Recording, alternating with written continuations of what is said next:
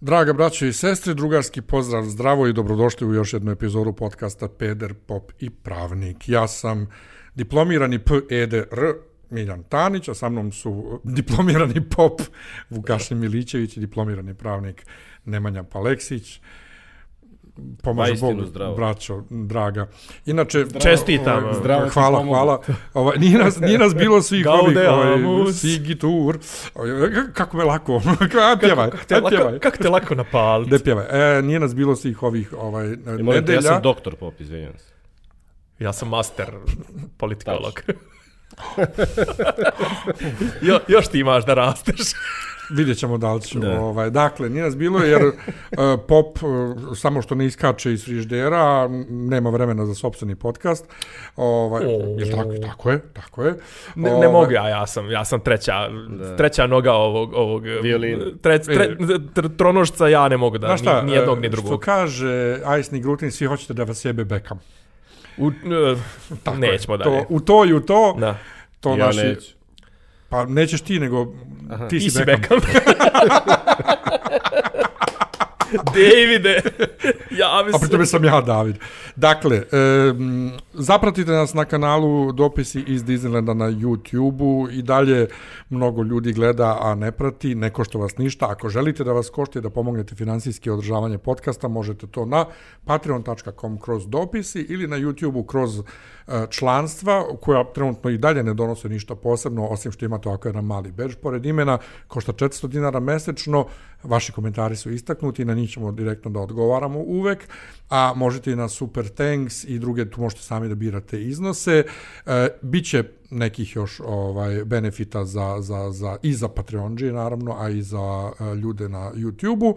Mimo toga, ako slušate samo podcast, i dalje možete da nas slušate ako hoćete na SoundCloudu, ali bilo gdje ima podcasta, od Deezera, Spotify-a do Apple podcasta i čega sve ne, na YouTube Music naravno isto u obliku podcasta.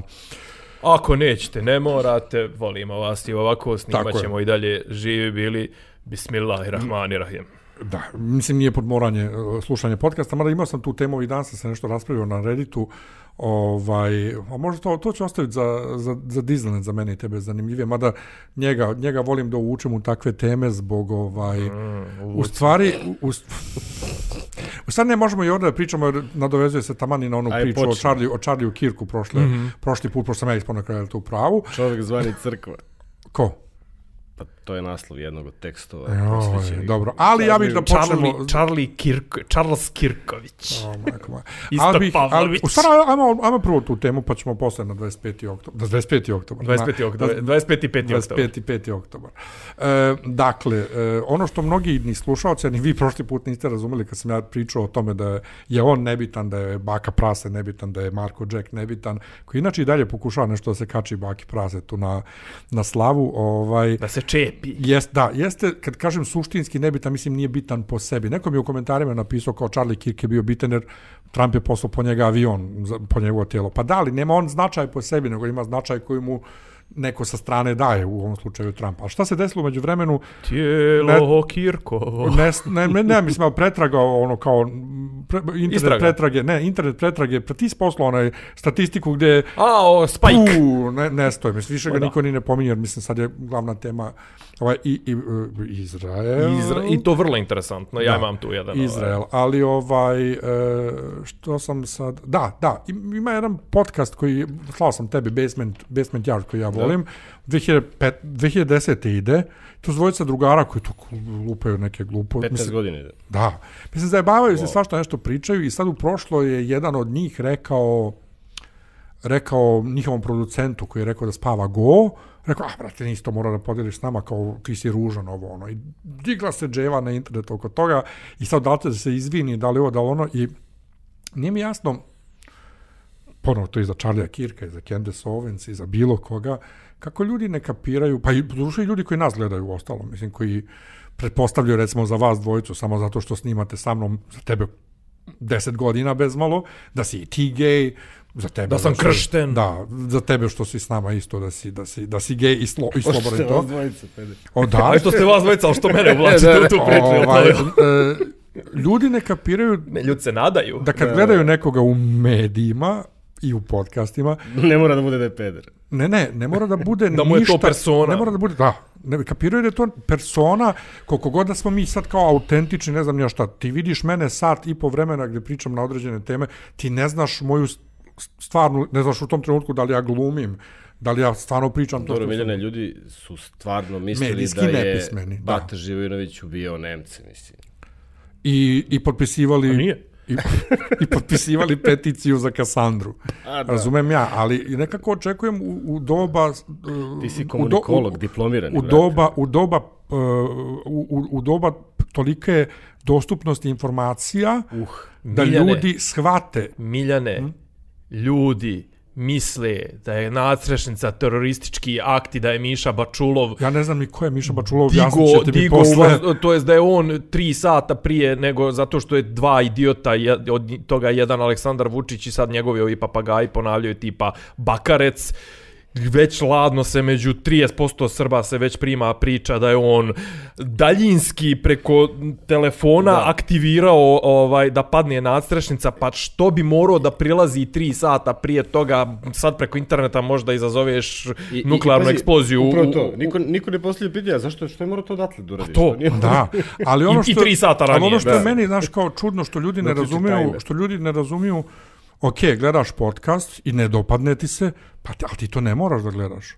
Znaš, imaš opciju da ne gledaš ili da razumiješ da svi mi, znači, nekako je svijet postao previše crno-bijeli, odnosno ljudi ga tako posmatraju i ne razumiju, evo, Vukašin je možda super, slažem se s tobom oko jedne teme, a na neku drugu temu skroz si govno, i to je okej. Znači, ja tebe mogu da volim za tu jednu stvar i da te slušam, a da mi je sve jedno kakav si. Ali sve posto, mislim, cancel kultura, to ima isto veze. Znaš, kao, taj režiser je, ne znam, tuko ženu, a moramo sad da cancelujemo njegove filme. Kevin Spacey. Kakve, ali za njega sam tako ništa nije dokazano. Pa o tome ti pričam, njega su iscancelovali i na kraju... Da, a istovremeno nisu cancelovali Romana Polanskog. Istovremeno. Ili onoga Weinsteina i... Dobro, njega jesu. Onog producenta, on nije umro prije nego što su ga... Nisu, brate, nije umro. Pa mislim da još uvijek živ. Debeli? Da, mislim da još uvijek živ. Ali govorim Polanski ko ganjaju od 70-ih ili od kad već. A njega ne mogu da dohvate. Pa da li mu dodeljuju Oscare i ne znam nije nagrade i to ništa, a Kevin Spacey na prvu ćao. Apropo to za polarizaciju si potpuno u pravu, jer više ljudi apsolutno nemaju nikakvu toleranciju za bilo kakva disonantna mišljenja, a to je neki dan je neko to pričao, sad recimo, ja ću sad da kažem, sad sam se sjetio ko je to je rekao profesor Lompar, i sad će 50% naših gledalaca koji su na ovoj levoj strani da kažu, ja vidio ovog desničara Paleksiju, citira... Pa ja sam desničar. Pa kažem, citira Lompara, on je čovjek rekao, više izgubili smo kulturu uopšte dijaloga u smislu da ne slažemo se, ali to ne znači da ću ja tebi da skočim za vrat u roku od odmah. Ok, desno, levo, liberalno, etatistički, marksistički, komunistički, teološki pogledi na svijet, sve to postoji, ali čekaj, ajde, ok, možda nećemo približiti svoje stavove ni za milimetar jedan drugom. Ali ajmo makar da razvijemo, da vratimo kulturu dijaloga. Možemo da se složimo na neke druge teme. Ajde da se složimo na temu da možemo da diskutujemo. Pa to. Ne, meni je problem sa tom logikom koje nema apsolutno to izjavi. Njegove nema ništa da zamerim, naprotiv. To je tako.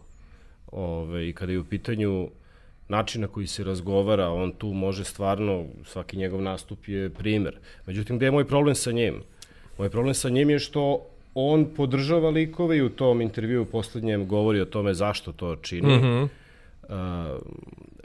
Likove koji ne da nisu bili u stanju da slušaju one koji drugačije misle, nego one koji se drugačije zovu su sistematski istrebljivali. Nisu mogli da ih gledaju. Nisu mogli da ih gledaju. Znači, i radili su na tome da ih... Znaš, onda da tu sad kakav dijalog o tome možemo da vodimo? Tako je. To je pitanje. Ma naravno. Ali ti možeš i dalje sa tim istim Lomparom, brate, da ste obojica veguni i da sedete zajedno da jedete travu, mislim. Ne, on je malo ekstrem u smislu da je izuzetno čak i na moment iritantno prijatan. Jeste, ne.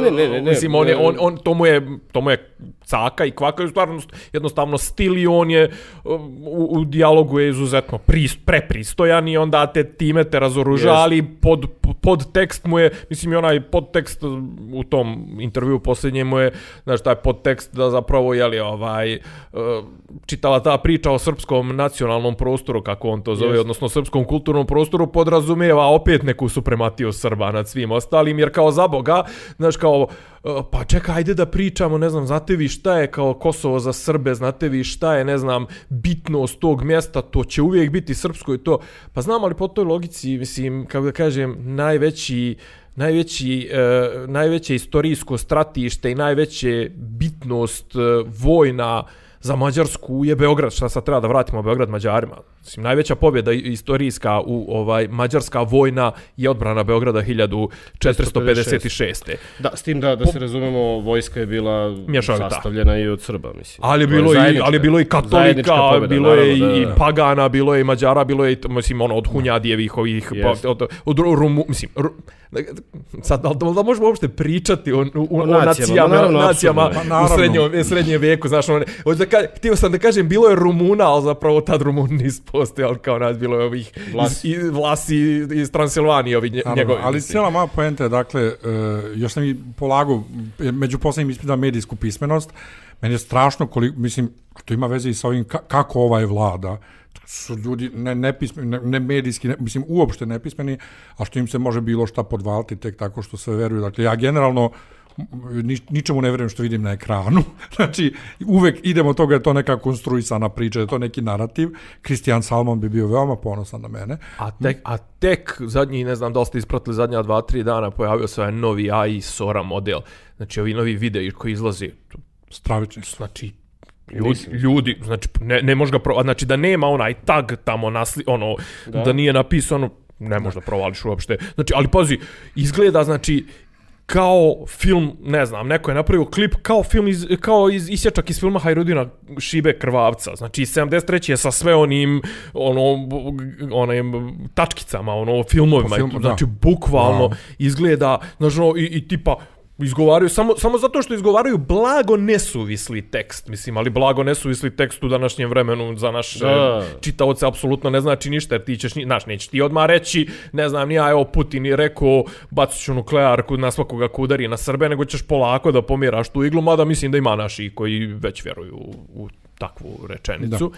Ali to gdje ide AI i koliko je zapravo brzo, koliko će brzo, mislim, fake news je već pojava već nekoliko godina, ali ovaj novi AI će i za moje najluđe snove, one futurističke, prebrzo je stigo. Znači, nećemo morati da snimamo mi, nego ćemo da se isprogramiramo. Pa ne, ubacimo prethodnih 100 epizoda i daš mu, ne znam, zadnjih 15 dana vijesti i kažeš, reci mi šta bi ova trojica u svom fazonu rekli za zadnjih 15 dana događaja. To je nešto da se fasciniram. Ma ne, hteo sam da se osvrnem na to tvoje početno pitanje, odnosno tu zbunjenost. Samo ja još jednu stvar da kažem. Dakle, živimo, nažalost, u vreme gde ljudi ne mogu da prihvate da osobe, pogotovo javne ličnosti, nisu u 100% njihovom filozofsko, političko, društveno, životnom, kom god sistemu. I da ti možeš da slušaš nečiju muziku, a da te apsolutno ne zanima kakav je taj, kao šta on privatno jede i kakvi su mu odnosi kod kuće i dakle, to. Znači, imaju potrebu da menjaju ljude, da ukalupe po svom viđenju šta je društveno, vrijednostno. Drugim rečima, zbunjujete to što ljudi nisu kritični i tolerantni. Recimo. Da. Sad, kako ti to zvuči, samo kad kažem, zbunjujete to što ljudi nisu kritični? Zašto me zbunjuje? To zvuči vanvremenski. Zbunjuje me što to uglavnom dolazi iz milija ljudi koji sebe proglašavaju i drže za neke posebno progresivne i tolerantne. Ma dobro, naravno. Pre par epizoda, jedan od gledalaca je imao stvarno dobar komentar nad kojim sam se zamislio, pozdravljam ga, ne zaboravio sam ime, kad sam ja rekao da, a ti si to podržao, da su ljudi ako se mnogo ne trude zapravo veoma glupi i zli, jel? A neki drugi su bili veoma protiv te izjave. Da, taj čovjek ili je napisao da je to kao užasno konzervativan stav i tako dalje. Ja sam onda zamislio na tim, onda sam shvatio da zaista imam neki taj konzervativni moment u sebi, iako sam mislio da to nije tako. Međutim, gde je razlika između klasičnog konzervativizma i ovog koji pristajem da mi se pripiše, dakle ja to zaista tako mislim, klasični konzervativac bi iz toga zaključio da je ljudima potreban korbač i da je to jedini način da ih držiš disciplinovan. To je klasična konzervativna misao. Znači, sila zakona, a iza nje stoji sila prinude. A ja recimo mislim da to nije potrebno. Dakle, ja verujem u to da čovek može... Ti polaziš sa istog filozofskog stanovišta sa kog ja polazim, a to je ti imaš vjeru u čovečanstvo da bi eventualni napredak i promjena bila na bolje, a konzervativci zapravo smatraju da je svaka promjena na gore. Da je svaka promjena na gore i dobro nam je i ovako, nemoj da čačkamo mečku. A zapravo ja sam često razmišljao o tom pitanju, zapravo mislim da je osnovno ključno filozofsko pitanje jeste ne da li je nama bilo nekad bolje ili će nam biti u budućnosti bolje ili su naša najbolja vremena iza nas, nego da li ti imaš povjerenje da čovečanstvo ide naprijed. To jest da li imaš povjerenje u to da su ljudi, ne mora čak da znači dobri, ide, nego da može da ide naprijed. Ne znači ne čak dobri, nego da jednostavno da ljudi mogu da budu bolji i da imaš povjerenje da ljudima daš sudbinu u njihove ruke. Ovdje sad malo zvuči korekcija. Dakle, vera ili poverenje u to da ljudi mogu da budu bolji bez prinude. Tako je. Jer ako postoji prinuda, onda nisu bolji. Da, nije sloboda izbora. Da. Tako da, hteo sam samo da se osvrnem na to i da pozdravim gledalce. Dobra je tema. Da, odlična je tema. Ali mislim, to je ta priča. Znaš što, ja sam prije 10-15 godina mnogo više se svađao s ljudima po internetu, sad nemam ni želje ni živaca, ali nekako ne mogu nekad, neće prsti, znaš kao, prsti se sami svađaju po Redditu,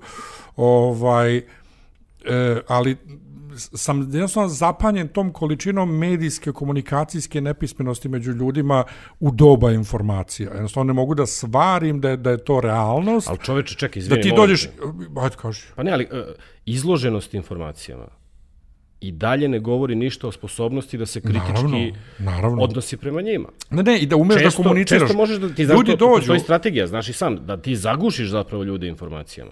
To svakako. Ali ja govorim o situacijama da ljudi i na našem Redditu i na njemačkom Redditu, recimo, dođe, ima neki problem koji ja recimo nikad ne bi došao na Reddit s tim problemom, nego bi išao kod konkretnog stručnjaka za to, ali kao ja sam stranac na engleskom, stranac sam u Njemačkoj i kod doktora čekam 2 sata i da li je to normalno?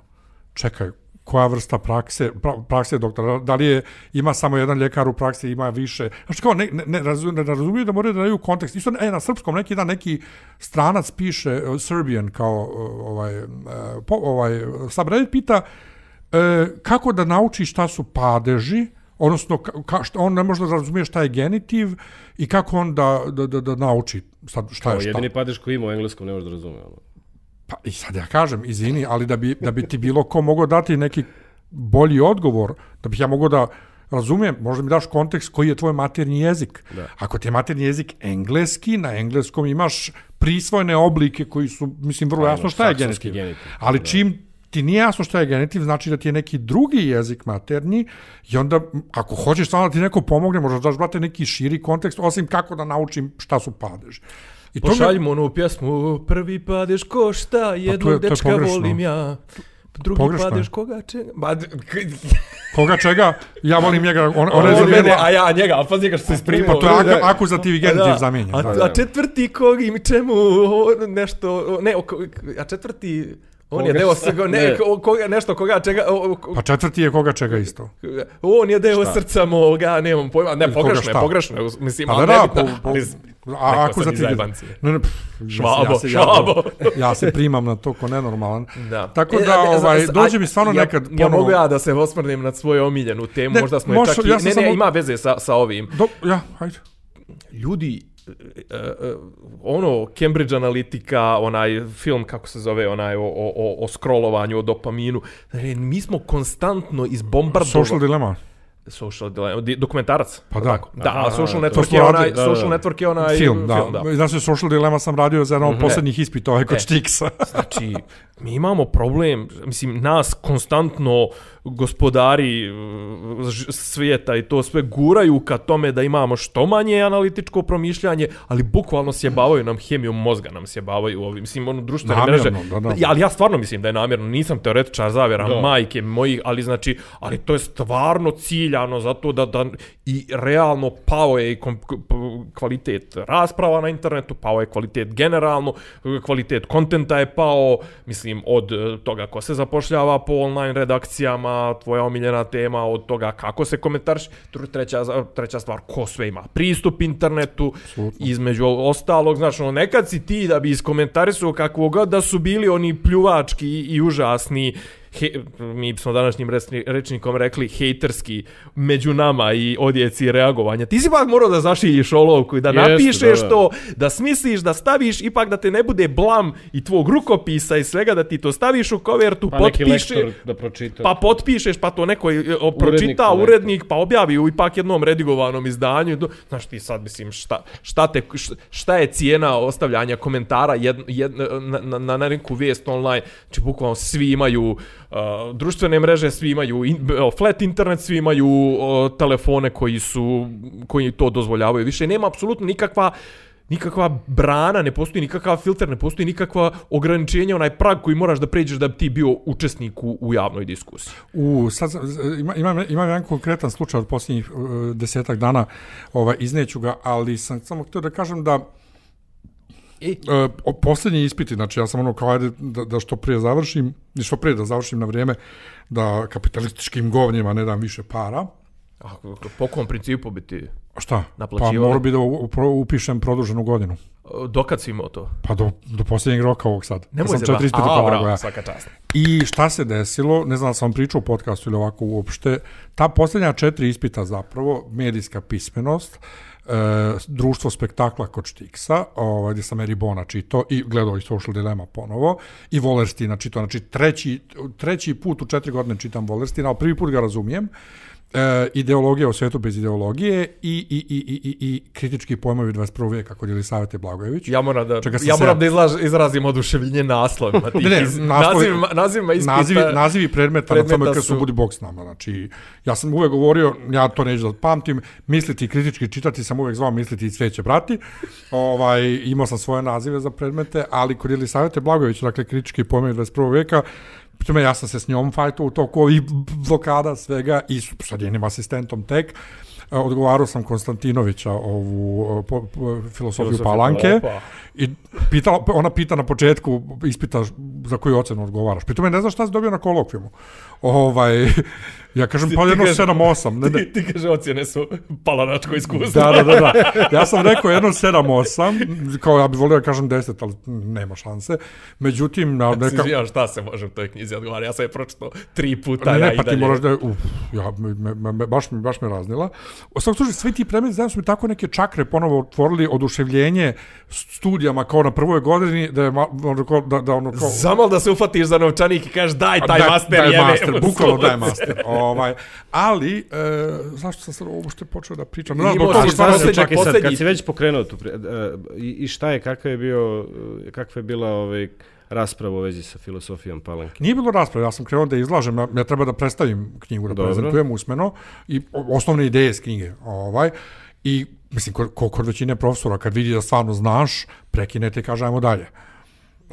Prekinula me, postavila mi je, pitala me nešto iz nekog drugog teksta i ja sam rekao, dobro, ja sam rekao da nisam najbolje spremio u smislu širine. Posao i sve, ne mogu u dubinu da uđem, ali me taj koncept zapao za mozak, okrutni optimizam. I onda sam to ispovezivao sa 5-6 tekstova sa celog kursa, u suštini pokazao da znam cijeli kurs. Dobro. I onda me još asistent pitao nešto iz kolokvijuma, bilo mu je zanimljivo i to je to, i dobio 10, znači nisam mogu da verujem. U svakom slučaju, koleginica jedna je napisala tekst na Peščaniku i ispala je drama na Facebooku.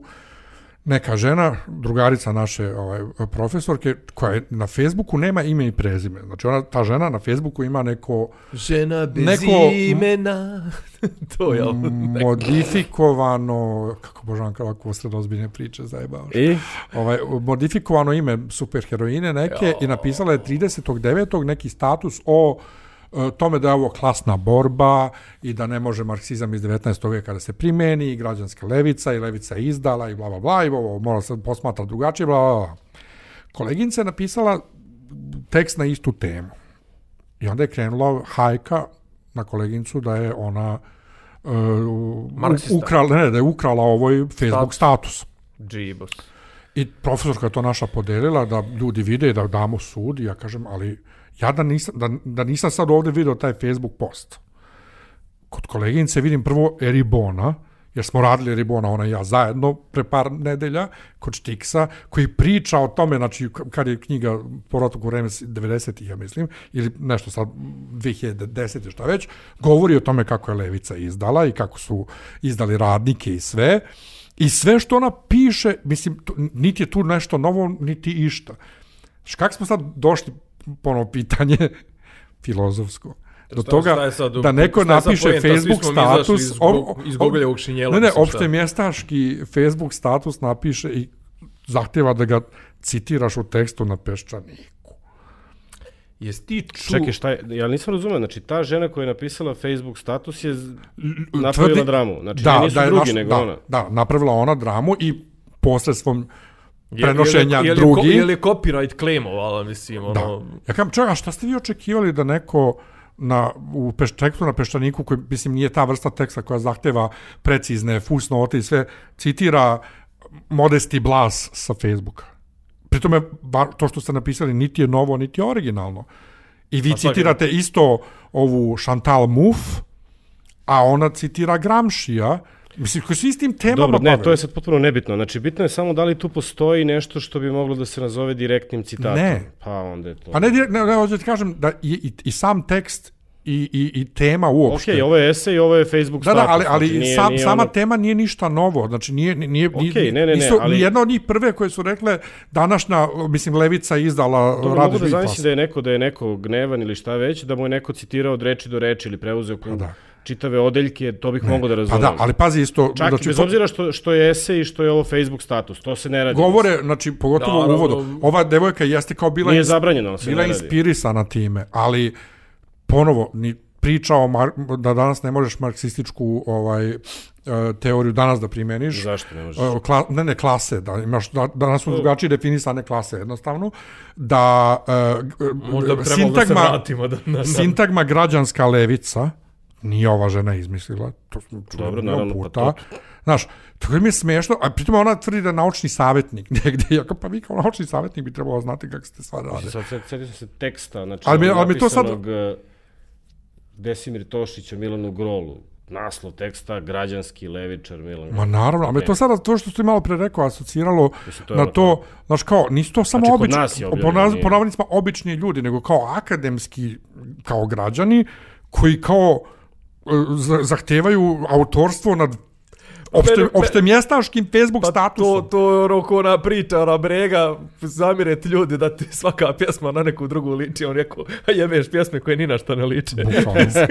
Od prilike, znaš kao, dokle ćemo nazad ići šta do autentičnih ideja i to sve kao, pa onda će sve nas Platon, Sokrat i Aristotel da nas tuže. Meni ta profesorica kaže, kao, pa zar nije kao poenta teksta da iznese neke nove uvide, nešto kao, pa nije uvek. Mislim, ti samo sintetizuješ to u novi tekst. Pa moj tekst na Peščaniku, tu nema isto ništa originalno i novo. Nisam ja tu ništa epohalno rekao. A zar nije poenta i da ti se neko slaže s tobom, zar ti to nije dodatni plusić? To sve okej, ovo što kaže Vukašin, neko te pokro tvoje formulacije, tvoje rečenice, ili ne znam, ne do Bog, što je stvarno retko za očekivati u Srbiji 2025. da je neko iznio baš neku novu, autentičnu misao. Ne, šta može da bude, recimo, evo isto sad, ja nisam video ni jedno ni drugo, glupo je sad potpuno spekulišem, ali ajde kad je već to tema. Znači, ako je neko u Facebook tom postu izneo 3 ključne ideje ili 4 ključne ideje i ovaj neko drugi ih sada nakon nekoliko dana u tekstu na portalu koji nije akademski tekst, dakle nema potrebe, nije neophodno da ima kritički aparat i tako dalje, ne pretenduje na to da bude naučni nekakav doprinos, šta god. Znači, na isti taj način, isto tako strukturisano, možda čak i u nekim drugačije formulisano, ali isto tako strukturisano. Znači, jedna stvar je jezička formulacija, druga stvar je formulacija kad je u pitanju argument, dakle, struktura argumenta. To iznese, jeste malo glupo, da, malo, ako je to, recimo. Peščanik je rekao, ok, u uvodu jeste, dosta se u uvodu posebno preklapa, ali ovo posle ne, pritome jedan i drugi tekst su toliko uopšteno ideaški da ono kao to, logično da se dođe do istih zaključaka i pritom ponovo, ni jedna ni druga nemaju nikakve originalne zaključke, to su sve milion puta, ja sam to pričao ljudima na statusu profesorice. Pa poenta ovo što je on rekao, kako ljudi nepismeni šta već i kao na društvene mreže, da mi je jednostavno snimilo, čekaj, kako čak ponovo neko ko bi trebao da je pismeniji u komunikaciju svemu, hoće autorstvo, naučno autorstvo nad opštemestaškim tekstom iznetim na Facebook statu. Apropo bez potpisa, bez imena, bez društvenih mreža. Ajde, sad ću ja dozvem tvoju ulogu da pokušam da napravim prelaz u sljedeću temu i da iznesem par informacija. Jesi gledao možda mislim da tipa, recimo da je snimak ovako, recimo iz telefona odavde iz ove vizure Netanyahua? Jesam. Jesi gledao? Jesam. Jesi ti gledao? Ne. Kaže on, imao je sastanak nakon ovih događanja u Americi, u sjedištu Ujedinjenih nacija, poslije ove generalne skupštine. Imao je sastanak sa influencerima proizraelskim. I kao dvije osnovne teze koje je iznio jesu kao mi moramo isto da što sad je vrlo popularna riječ weaponize, da kao iskoristimo da zapravo bitka će da se vodi na kao malo gubimo rat na kao tom moralno, informatičko, informaciono, medijskom polju i kao moramo neke dvije stvari, kao moramo malo da uzvratimo, kao kako ćemo da uzvratimo. Jedna stvar je gdje on bukvalno otprilike ispričao kao prvo je ovo što kao planiramo da, ali pazi, planiramo kao da je on predsjednik Amerike, kao da je on predstavnik Amerike, kao ovo što ćemo kao da završimo sa TikTokom, a vratit ću se na to šta se radi, vrlo je zanimljiva tema, a druga je kao moramo da sjedemo malo sa maskom i to sve kao da popričamo malo, bukvalno Jer najbitnije dvije mreže su nam TikTok i X. Još on njih pita kao učitelj, i koja druga mreža? X. Kaže, plaćaju $7,000 po proizraelskom postu influencerima plaćaju. I to vlada izraelska plaća i to ne kriju, to je Jerusalem Post objavio. Da. A što se tiče TikToka, znači... A koliko ima tih influencera? Mislim, zavisi koga, verovatno ne plaćaju sve, toliko verovatno ima negde tarifarnik, koliko imaš... Ali to su objavili javno u koliko imaš pratilaca, toliko ti je bolja tarifa. Međutim, šta je fora za TikTok? Znači, oni su trenutno spremni. A sad kad kažem oni, mislim zaista na establishment judeo-američki. Znači, oni su spremni da uvale u govna. Trenutno ih Kinezi razaraju po pitanju poljoprivrede. Kinezi su, pazi, Ameri trenutno će da izvlače iz govana argentinsku državu koja je pala u problem, Milei, njihov ludak je potpuno upropastio. Ovi će da mu gurnu $20 milijardi da mu spasu budžet i to. Ove carine koje su oni uveli trenutno ne mogu da izvoze soju u Kinu ni da priđu i kaže američki farmeri su trenutno to im tipa da li 40% njihovog izvoza i 40% svjetskog uvoza soje generalno Kinezi rade. Znači to je potpuno prekinuto, trenutno američki farmeri nisu izvezli ništa soje u Kinu. Tamo ovi to koriste između ostalog i za hranjenje stoke, ali mislim soja, brate, tofu, soja sos, šta sve već ne rade. I otprilike to će koštati američku državu, on će od ovih kao tih carina koje budu ubrali, on će da refundiraju, to je da daju kroz subvencije farmerima. Međutim, kakve veze ima sa TikTokom zapravo? Kinezi trenutno to koriste kao polugu moći, to što treba da otkupe TikTok za američko tržište, pošto je trenutno, jel on blokiran u Americi? Mislim da je bio, ali nisam siguran da li i dalje. Ili to je nešto, da li je, Trump je nešto obarao te blokade, uglavnom kao, to je kao propagandno sredstvo komunističke partije Kine i kao, u Americi to ali kao Raja se navukla i hoće da im ostave TikTok, ali gledat će on to da to kupe i znači oni trenutno Amerikanci blajvaju Kinezima, ne bili im ovi prodali TikTok, a za to vrijeme su Argentinci koji su čekaju pare od Amerikanaca, uskočili na kinesko tržište soje i izvoze soju, u stotinama hiljada tona i to sve, uskočili su to, a sve se vrti oko toga da, znači, Amerikanci će radije da sjebu svoje farmere, ali da stave šapu na TikTok. A TikTok kao kineska, pazi, ko kaže, znaš, ko sprečava Kineze da poslije TikToka napravi neku novu, koju će isto da im prodaju, ali šta je poenta? Znači, kineska država trenutno koristi to kao jednu od poluga moći u obaranju ruke, trenutno sa Amerikom, ali govorim o tome, znači, pazi, jebeni Netanjahu se bavi otkupom TikToka. A pritome Netanjahu isto kaže kako... mislim, dok je on na vlasti, lako će oni Ameriku da obrlate za bilo šta za njihovu stvar. Ili je to govorio, ali zapravo ja sam gledao su razne neke da li poludokumentarce, da li šta već, na temu njegovog izbora u Izraelu i njegove propagande u Izraelu. Mislim, ako ste mislili Vučić iskače iz frižidera, on tamo čovjek, tek iskače iz frižidera. Si rekao da ja iskačem iz frižidera. Dobro, ti svakako sa ovim raznim drugosrbijanskim medijima. Ali tvoj frižider je manji. Da. Pa zašto je on manji? Vidi ga kako je manji, lanak. Bila neka reklama za babysitter službu. Za babysitter službu gdje roditelji treba da krenu na zabavu i čekaju da dođe babysitter i dolazi babysitter. Jer njega te zovu Bibi. I on dolazi kao da, i to je bila neka predizborna kampanja. Hoće reći Isus, znači, stravično je. A inače, kad smo već, možemo sad i o Izraelu, doćemo ovdje nekad i do Srbije, trenutno se velike borbe vode za Euroviziju za Izrael. Ja sam već pričao na... Brate...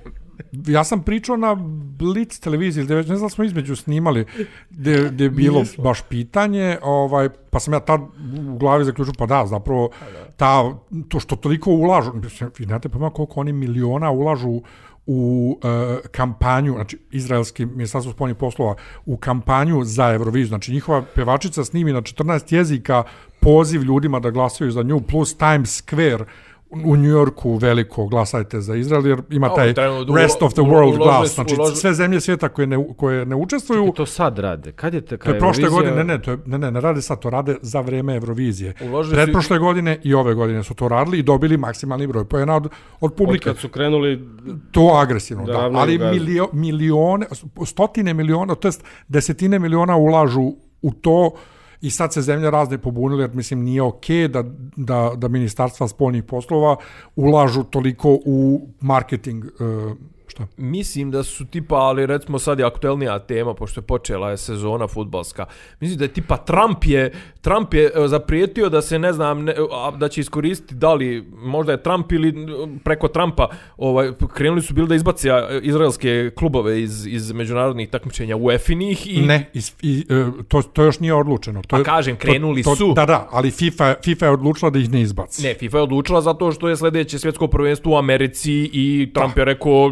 dobit ćete... A za UEFA se još uvijek, kažem, krenuli su i još uvijek je biće vaganje uskoro. Zato što Evropska radiodifuzna agencija i UEFA bukvalno kao da čekaju jedne druge da prvi potegnu. Da. Ako jedna potegne, prva ova druga će krenuti. Jer Holandija je rekla čak i da se potpiše primirje u Gazi, Izrael mora napolje, i zbog maltretiranja novinara na Euroviziji, i svega živog. Pa mi, ako su već izbacili Rusiju, moraju i ove.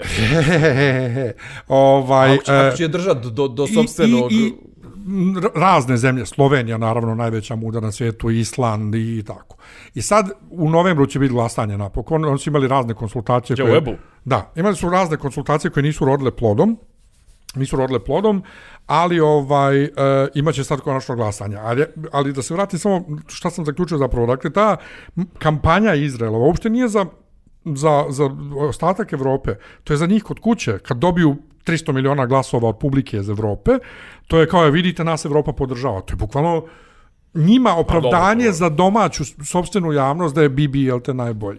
Da je bilo za vrijeme 30-ih i 40-ih Eurovizije, mogo je Hitler, brate... Pa pokušao je s olimpijadom. Znači, nije mnogo drugačije. Nije mnogo drugačije. Ali šta je fora?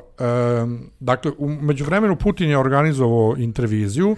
Dakle, to je revival starog sovjetskog takmičenja na kojem su učestvovale tada i Jugoslavija, Švajcarska, Holandija, Finska, Španija, sam rekao Švajcarska, ja sam, tako da nije baš bio... Stvarno, dakle nije bilo... Koji je to period, čekaj? 65. do 68. i od 77. do 80. 80. je pobjedila Finska. Održavano je u Poljskoj i u Češkoj. Znači u Češkoj do 68.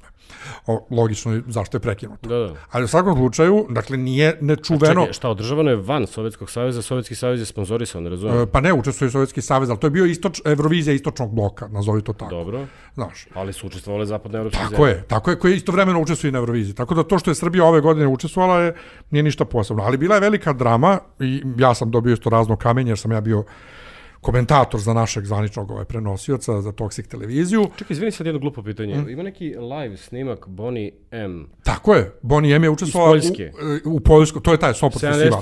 Tako je. 88. To je to. To je intervizija. Oni su bili kao onda sam već iznenadio sam se kao... Da, to je bio kao revijalni program.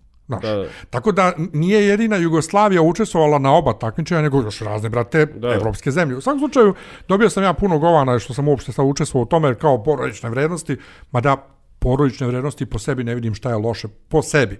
Ne znam šta desničari rade s njima i zašto ne. Ali kao Putin otvorio ovo ono. Da vidim šta su porodične vrednosti. Kao Putin otvorio. Pazi, Putin otvorio strašno. Znaš, kao strašno. Pa jeste strašno. Istovremeno, Ministarstvo spoljnih poslova Rusije organizovalo. Pa kažem. Istovremeno, na to je tako politički neobojenoj Euroviziji i u politički oslobođenim zemljama austrijski kancelar je u fazonu prestanite da pričate o bojkotu Eurovizije Izraela, svi moraju da učestvuju u Evropa, bla, bla, kancelar. I neki dan nemački kancelar, naravno, ko će drugi, ne, Nemačka treba da ne učestvuje ako se izbaci Izrael. Dobro, i onda, ali ponovo se vraćam što na medijsku pismenost. Znači, kao ovo ovamo je propaganda i fuj, a ovo ovamo ništa nije propaganda, to je sve ono kao leptirići, šarenići. Dobro, Nemci su očigledno jasno je da oni su otišli u drugu krajnost. To je sve, mislim, ja sam vama pričao, pojedinačno ne znam da sam ikad u podcastu, pogotovo ne ovom pričao, ti u Nemačkoj ne smiješ da kažeš ništa protiv bilo kojih znači. Ja kad odem tamo pa se žalim što nekim prodavicama rade ljudi koji ne znaju dobro njemački, ja ne mogu da se sporazumijem, mene Njemci gledaju kada sam najgori nacista. Ali onda ih 15% glasa za AfD. To će ti opet Eribon objasniti, a i ovi tekst na Peščaniku i tekst na Fejsu, što je što se ljudi radnička klasa 15% stanovništva osjeća izdanom. Ali znaš kao puno tu ima propagande koju ljudi kao misle, znaš kao, pa sve, brate, u životu je propaganda. Na ovaj ili onaj način. Ja ti kažem... A njemo se pravite ludi. Ali kao bar pogledajte... Kako se može kažeš, sve u životu je propaganda? Pa jest. U kom smislu je sve u životu propaganda? Pa u bilo kom smislu. Ta tvoja majica, eto, taj Isus koji kaže da smo svi razočarenja, to je neka vrsta propaganda. Svako slanje poruke. Pazi, ne mora biti loše po sebi. Da se razumemo, propaganda nije loša po sebi.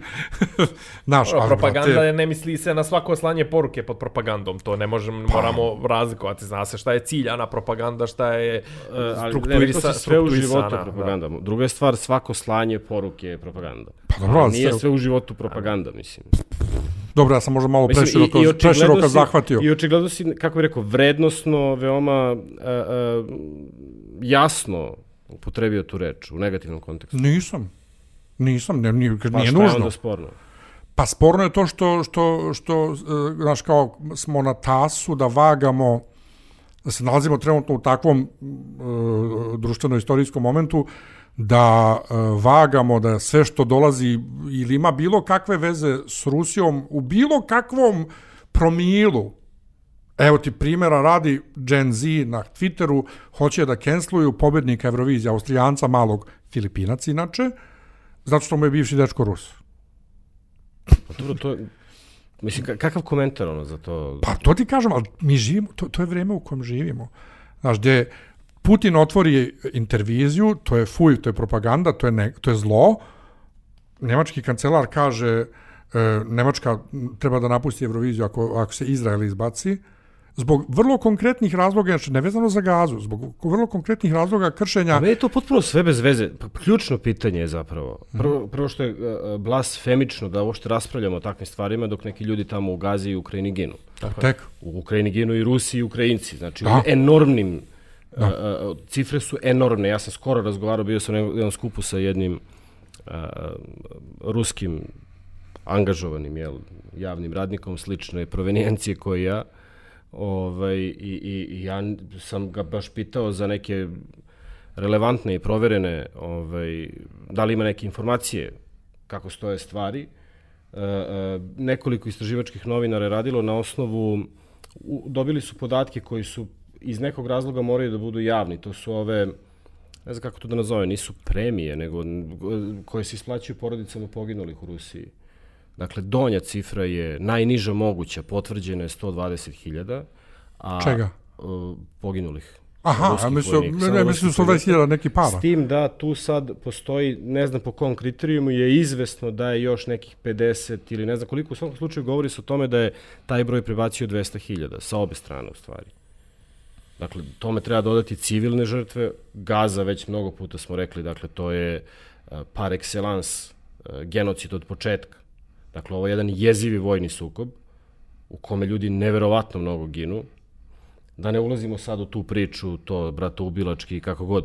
Znači, ali meni je to svaka rasprava o tim glupostima je meni u tom kontekstu, ne znam, najblaže rečeno deplasirana.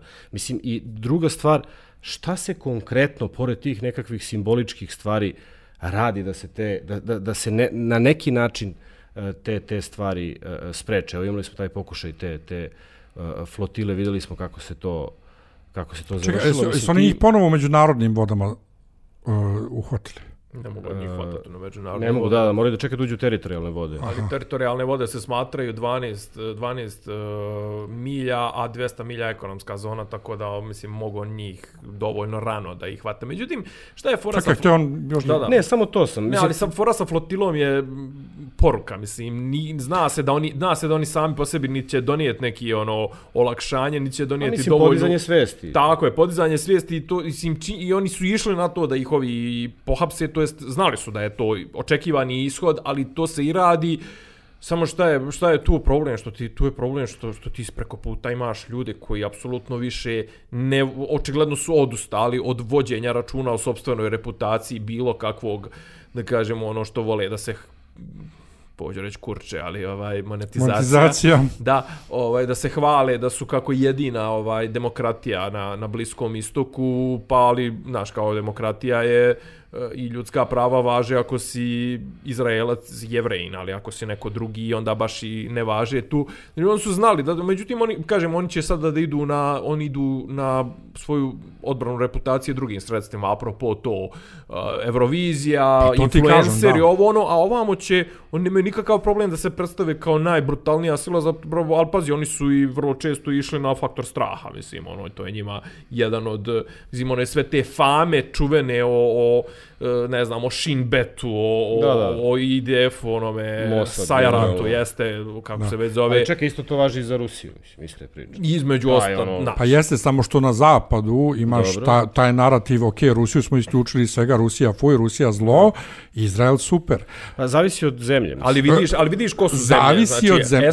SAD koji im je, zna se kakva je to veza, i Nemci koji nose taj svoj krst. I još jedna stvar, vidi, ja sam bio na nekoliko sad nekih skupova kao međunarodnih i ljudi ozbiljno govore o tome stvarno. Čak, eto, kao političari evropski, doduše ovi koji nisu u većini sada, levica i centar, da zapad u klasičnom smislu te reči više ne postoji. U onom političkom smislu te reči. Kako smo navikli da o njemu mislimo nakon Drugog svjetskog rata.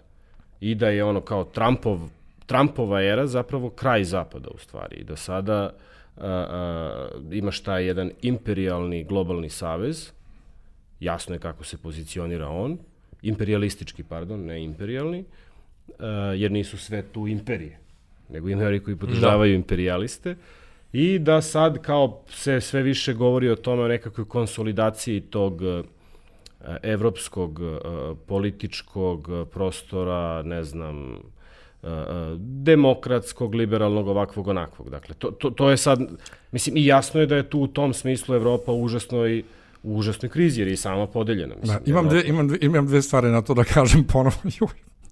Znači, najgori sam štreber. Radili smo baš kod Štiksa tog Volerstina o svjetskoj ekonomiji priča. Radili smo na prvoj godini i iz 2 predmeta na 4. godini. A što je sad važno da znamo na koje ste godine radili? Zato što, ponovno kažem, koliko sam ga puta radio, tek sam ga posljednji put razumio. I Peter Taylor, njega smo isto radili, on govori o hegemonima. Prvi, kako je svijet podijeljen od 16. vijeka na ovamo na hegemone. Prvo Holandska republika, pa onda Britanska imperija i sad Amerika i kako neće biti četvrtog hegemona, nema dalje, udarili smo u zid, tako to je bukvalno ono što ti pričaš, a istovremeno na ovoj generalnoj skupštini Ujedinjenih nacija je bilo toliko dobrih govora, znači da čovjek se samo zadovoljava dok sluša kako pričaju, što predsjednica ili šta je već predstavnica Barbadosa, finski predsjednik. Ja, kako me odražaju, ste ga slušali? Gdje on rekao prvo da svijet više ne može da bude, da se pravimo da je 40 neka i da smo podeljeni tako kako smo podeljeni, jer nismo, da u Savjetu bezbednosti mora da se da dodatnih mjesta za zemlje iz Azije, za zemlje iz Afrike i da nijedna zemlja ne treba da ima veto. I ne smije da ima veto. Nije to ništa tragično, mislim. Tragično u kom smislu? Pa nije tragično da treba nova konstrukcija globalnih odnosa. Mi u ovom krugu svakako odavno ne pričamo da treba mora, ne pričamo kao tragično. Dobro je to i potrajalo, pazi, 80 godina u 45. Znaš, jednostavno, pazi, čitav taj, pazi, dobro uopšte, pazi, prvo sastav slavnih članica Veća sigurnosti, to jest Vijeća bezbednosti, Savjeta bezbednosti Ujedinjenih nacija i odražavao sliku 45. Ali recimo, upravo to. Ali Kina, tad je Kina bila prvih nekoliko godina je bila predstavljena ovim režimom Čanka i Šeka ali koji su otišli ljudi na Tajvan. Druga stvar, znaš, pazimo si te, znaš, imamo se kao evropski koncert, imamo se, znaš, te, ne znam, pa bečki kongres, berlinski kongres, drugačije neka preslagivanja, ništa sporno sad da treba jedan novi reset. Međutim, ono što ljudi, pogotovo kod nas ne kapiraju, znaš, rat se dešava upravo. Rat je svakako, proksi ratovi su proksi ratovi, misliš bez svjetskog rata. Ali pazi, bez još masovnijeg stradanja. Ali pazi, šta je po meni, i zaista sam mislio da je, šta je kao neki sljedeći ključna borba geopolitička, kako je meni izgledalo, znači Evropa nema neku svoju, što kažu stručnjaci, nema svoju neku bezbjednosnu kulturu, niti svoju bezbjednosnu strukturu. Evropa mora, pravit će nešto svoje, ali uvijek se znalo da je bila pod kišobranom SAD. Glavna borba će se voditi oko toga i to je bio Trump, koliko god da je on neurotičar i anksiozni i neuračunljiv. Zapravo njegovi prvih nekoliko mjeseci ove njegove administracije bilo u pokušajima da odvoji Rusiju od Kine. I on je, mislim, nije se on uvlačio, mislim, ljudi pričaju da je se on uvlačio Putinu zato što on oduševljen. Moguće da je on na nekom ličnom nivou i oduševljen autokratama i vrlo to moguće da stoji. Međutim, očigledno da je s druge strane ni Putin baš nije, da kažemo, najstabilnija cvječka ili ne znam, možda si on preigrao. Pa su sad pukli odnosi između Amerikanaca i Rusa su trenutno, pa nisu ni, mislim... Pa Amerika učestvovala na interviziji. Ne mogu. Nas pričati o tako banalnim događajima. Pa nije banalno, bilo bi banalno da organizuju emitere, ovo su organizovale vlasti. Kod nas je Đuro Macur potpisao učešće. Znam, razvali 15... Čekaj, zezaš se da to kao Đuro Macur ti je potpisao učešće? Pa da.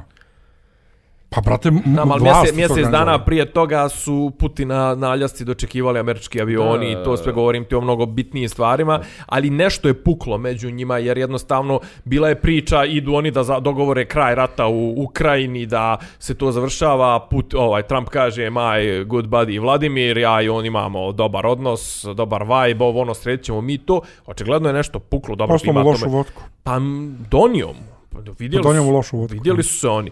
I ništa nije bilo od toga. I sad je zapravo čitava druga priča se vrti oko toga da će Amerika preko Evrope počeli su da pričaju, da duvaju vjetrovi u pravcu nastavka rata u Ukrajini i iscrpljivanja Rusije. Apropo ovih sankcija, naši su svo vrijeme odlagali ove sankcije, nisu zato što su računali da će nešto da se desi između Amera i Rusa. Te sankcije su bile najavljene prvi put, ako se sjećam, u februaru.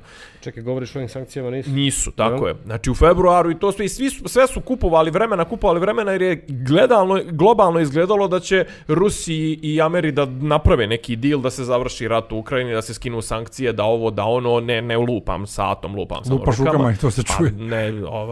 I tako da, ali međutim, malo je situacija je po meni bar prilično drugačija u odnosu na ono kako je izgledalo u novembru prošle godine kada je Trump došao na vlast. Tada je izgledalo kao, a to je to, sad će dvojica autokrata da završe. Međutim, trenutno autokratiju, tu ne vidimo slaganja po autokratskoj liniji između Putina i Trumpa trenutno, a zato vidimo jačanje autokratije u SAD-u, ali to je jedna posebna tema u koju nećemo ulaziti. Tako da trenutno naši su se isto kladili na tog konja, tog pomirenja između Rusije i Amerike i vrlo pogrešno su se kladili, koliko sam skapirao, ujutru u 6, u četvrtak 9. Jel tako? Sutra je 9. Jeste, kreću sankcije, te nisu, vidjet ćemo, imat ćemo mi nekog lufta par mjeseci, ali kažem, potpuno je nova, ali zapravo to počeli smo kod te priče, nova arhitektura svjetskih odnosa, neću da kažem svjetskog poretka. Neće biti hegemona, imat ćemo, da kažemo, neku vrstu ravnoteže između Kine i SAD-a, ali Kina i SAD su. A kažem, Rusi su, naši desničari vole da gledaju da su Rusi neki mnogo bitan faktor, to sve oni su trenutno, Rusija se otimaju zato što je uvijek, naravno, u sukobu između Amerike i Kine poželjno imati Rusiju i ruske resurse, ali sad ajde da ne širim dalje priču. Da, što se tiče Izraela, mislim, možete da se smijete, možemo se smijemo koliko hoćemo oko Eurovizije, ali ja mislim da je veoma bitno podizati svijest na svim frontovima i svugdje i lupati kontru. Znači, meni je stvarno prestrašno i Ana Kasparian, kako se preziva, iz The Young Turks, se drala na nekog emisiji ko kaže, mislim, pa to je kao što je Charlie Kirk rekao, Palestinci ne postoje, ili šta već, znaš, kao zatvarati oči pred patnjom toliko ljudi i sve vreme pričati, ali kriv je Hamas što oni pate, da Hamas pusti taoce, oni ne bi patili, a i oni kriju Hamas, a i Hamas njih koristi kao štitove. Brate, potpuno je nebitno koga koristi, zašta i šta, znači, mnogo jači nesrazmjera sile. To je, znači, ubija bilo koje civile, znaš. Ali to što su ljudi isto kodirani, naš kao da dijele, znači ovi koji su naši drugari, njih volimo, njih volimo, a ove koje ne volimo, njih možemo i da gazimo na ulici, šta da im radimo, da ih izgladnjujemo kako hoćemo. I zato mislim da svako dizanje svijesti, lupanje kontre bitno, pa makar to bila i Greta Thunberg, koju ja ne mogu da vjerujem, kao da smo došli dotle da ja kao navijam za nešto što ona radi. Ali Greta Thunberg nikad nije radila loše stvari, to što je ona cringe, što su nju napadali desničari zato što joj odgovara, zato što njihovoj agendi odgovara i to sve. Pa naravno, Žižek bi ti rekao kontru za tu, on naziva ekologiju novim opijumom za mase. On misli da ta priča, ideja da postoji planeta u savršenoj harmoniji u kojoj čovjek sve kvari je glupost. Tako da to što ona, način na koji ona radila, posebno način na koji je radila bio je cringe. Ali cringe, jedno je cringe, a drugo je izazvati, mislim, ona sama po sebi sigurno svojim akcijama neće izazvati nikako. Međutim, poenta njenih akcija je da skrene pažnju. I to tako dobro radi. I toliko je dobro ovo što trenutno radi. Okej, može da vam bude nesimpatična, može da vam bude sa onim He-Man, Prince Valiant frizurama nesimpatična. Znam, ali internet ratnici, desničari, antiglobalisti i to sve. stisni muda, provedi 3 dana na brodu, neko ide u izraelske teritorijalne vode, na 3 dana na brodu samo provedi udaljen od svoje tastature, a ne onaj čekajući da te uhapsi IDF i da te maltretira i muči i ne znam ni ja šta. Znači, frajeri, mante me više, to je ona, pazi, to je ona toksična, ona maskulinost, znači, koju ja, znači, bljujem se od njih. To ko Greenpeace, brate, 90-ih koji su se vezivali u kišnim šumama za drveće i to, znaš, to je, brate, to je aktivizam. Pa ne znam, kao aktivizam sam po sebi ne podrazumijeva da ćeš ti, znaš, da ćeš ti preokrenuti, što kažu, tides of war, plimu rata u svoju korist. To da bi ti preokrenuo stvari u svoju korist, treba da imaš vojsku od, ne znam, 10.000 ljudi ili 1.000.000 ljudi, to su i da izazoveš, i da uspostavi se front. Mislim, zna se šta su aktivizam, aktivizam je vrsta gerilskog djelovanja, znači to je, izazoveš negdje neku prekid nečega, izazoveš, skreneš pažnju, izazoveš, znaš, frontalni napad ne može David protiv Golijata. Mislim, nije čak ni to, ovdje se radi samo o tome da se podigne svest ljudi. Mislim. A i kad je u pitanju ekološki aktivizam, ista je stvar u pitanju. S tim što postoji sada to, što si ti pomenuo i Žižekovu kritiku svega toga, mislim da je to nekakav opijum za mase, za određene mase, dakle, za određene mase na određenom nivou ekonomskog i socijalnog razvoja, koje su zapravo najveći uzročnik tog globalnog zagađenja i disbalansa generalno koji preti da ugrozi planetu u stvari. I to jeste ozbiljan problem, govorim o, ajde kažemo da se vratim sad na tvoju priču, propagandni mehanizam kojim se to artikuliše u stvari, ali to da postoji ozbiljan problem sa zagađenjem i da ekološki aktivizam i tekako ima smisla u nekom realnom načinu smislu, to je nesporno. Ali uvijek su, mislim, ekološki aktivizam je, ali ti imaš dva glavna fronta borbe. Jedan je klasični osvješćivanje, da kažemo ono što bismo rekli, malih potrošača i to je lijepo da ljudi ne pale gume u svom dvorištu i da ne bacaju smeće i to, ali opet drugi po meni čak i bitniji, to je opet klasni, a to je, brate, da jedna fabrika i ne znam, jedan Linglong zagađuje koji i pola Banata ili ko čitav Banat. Jeste, ali Greta je baš tu, Greta nikad nije pominjala te velike potrošače, nego ljudima nemoj da koristiš plastičnu slamčicu, koristi kartonsku, a tek Njemci u Njemačkoj razvajanje smeća i gde se šta baca, a nigdje pomena veliki fabrika i Kine i svega. Ali opet je neko u Njemačkoj u nekom momentu, mislim, jedan od generatora i okidača krize u Evropi i ovog sranja koje je eskaliralo sa invazijom Rusije na Ukrajinu i ne znam, onim dizanjem u vazduh Sjevernog toka i to sve je bilo što je neko u nekom momentu u Njemačkoj potpuno prelomio na zelenu agendu i rekli su da treba se prešaltaju svi na ove obnovljive izvore energije, da pogase nuklearke, da pogase termoelektrane, neko je i to, i da kažem, donio tu svijest. Mislim, okej, ja znam da su zeleni u Njemačkoj. Da, ali imaš inače to gašenje nuklearki i sve to, imaš ljudi, ozbiljnih naučnika koji tvrde da su to najbolje, najčistija energija. Pa ne samo naučnika, nego imaš čoveče nakon početka. A ti koji su za to gašenje, ti se otprilike porede kao sa američkim lobijem oružja. Znaš, koji, tako da sve je to naš kompleksno, ali bilo kako bilo, Greta, ono što trenutno radi Greta je carica. Pa ne, Greta je vidljiva i možda je bila postala vidljiva na pogrešan način zbog tom tim svojim cringe momentima i to sve nebitno je, ali ona sad nosi jednu veliku težinu koju koristi u prave svrhe. Na tome možemo samo kapa dole, a vi seratori, tastatura, ratnici, evo da budemo provedi 4 dana na otvorenom moru. Da budemo skroz lokalni, toko naš Fot je kad je progovorio protiv Jadra, mi smo rekli svaka čast. Jeste. A to ne znači sve ostalo što radi da nije cringe. A to je ovo što si rekao na početku emisije. A si uporedio, vrati. Da, više ima veze sa ovim na početku emisije što si rekao. Oko jedne stvari mogu da te volim, oko 99% ne moram. Tako mogu i Gretu da ne volim oko drugih stvari. Nego... Koji ih možda i ne volim? Šta je njena problem? Šta je problem s njom? Osim što je napadaju mineri. Ne da bolan majici, gdje je da putuje, da radi, da pjeva. Da leti avionom. Da. Majka napustila opersku karijeru zbog nje, evo. Mislim, ne znam da je napustila skroz opersku karijeru, ali ne daju da leti avionom da ide da pjeva. Nema veze, zato... Ali čekaj, izvini, mi smo počeli ovu priču od toga da si ti ne možeš da veruješ... Da smo netolerantni. Ti ne možeš da veruješ kako ljudi ne mogu da razlikuju nečiji, što bi se reklo, public appearance od kao stvarnog života, jel? Da. Pa mislim, ti sve vreme ono kao čitav argument je nerazlikovanje te dve stvari. Možda je to njen public appearance. A šta, možda majka potajno leti avionom i pjeva? Otko znam, nego ti kaže, ne, ali kao, ajde sad tu kao malo kritičko promišljanje, da.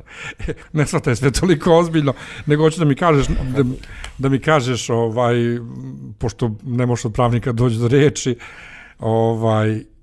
ima li šanse neke za neki preokret svesti o Izraelu? Odnosno, ne o Izraelu kao Izraelu, o tome šta država Izrael trenutno radi. Na globalnom? Da.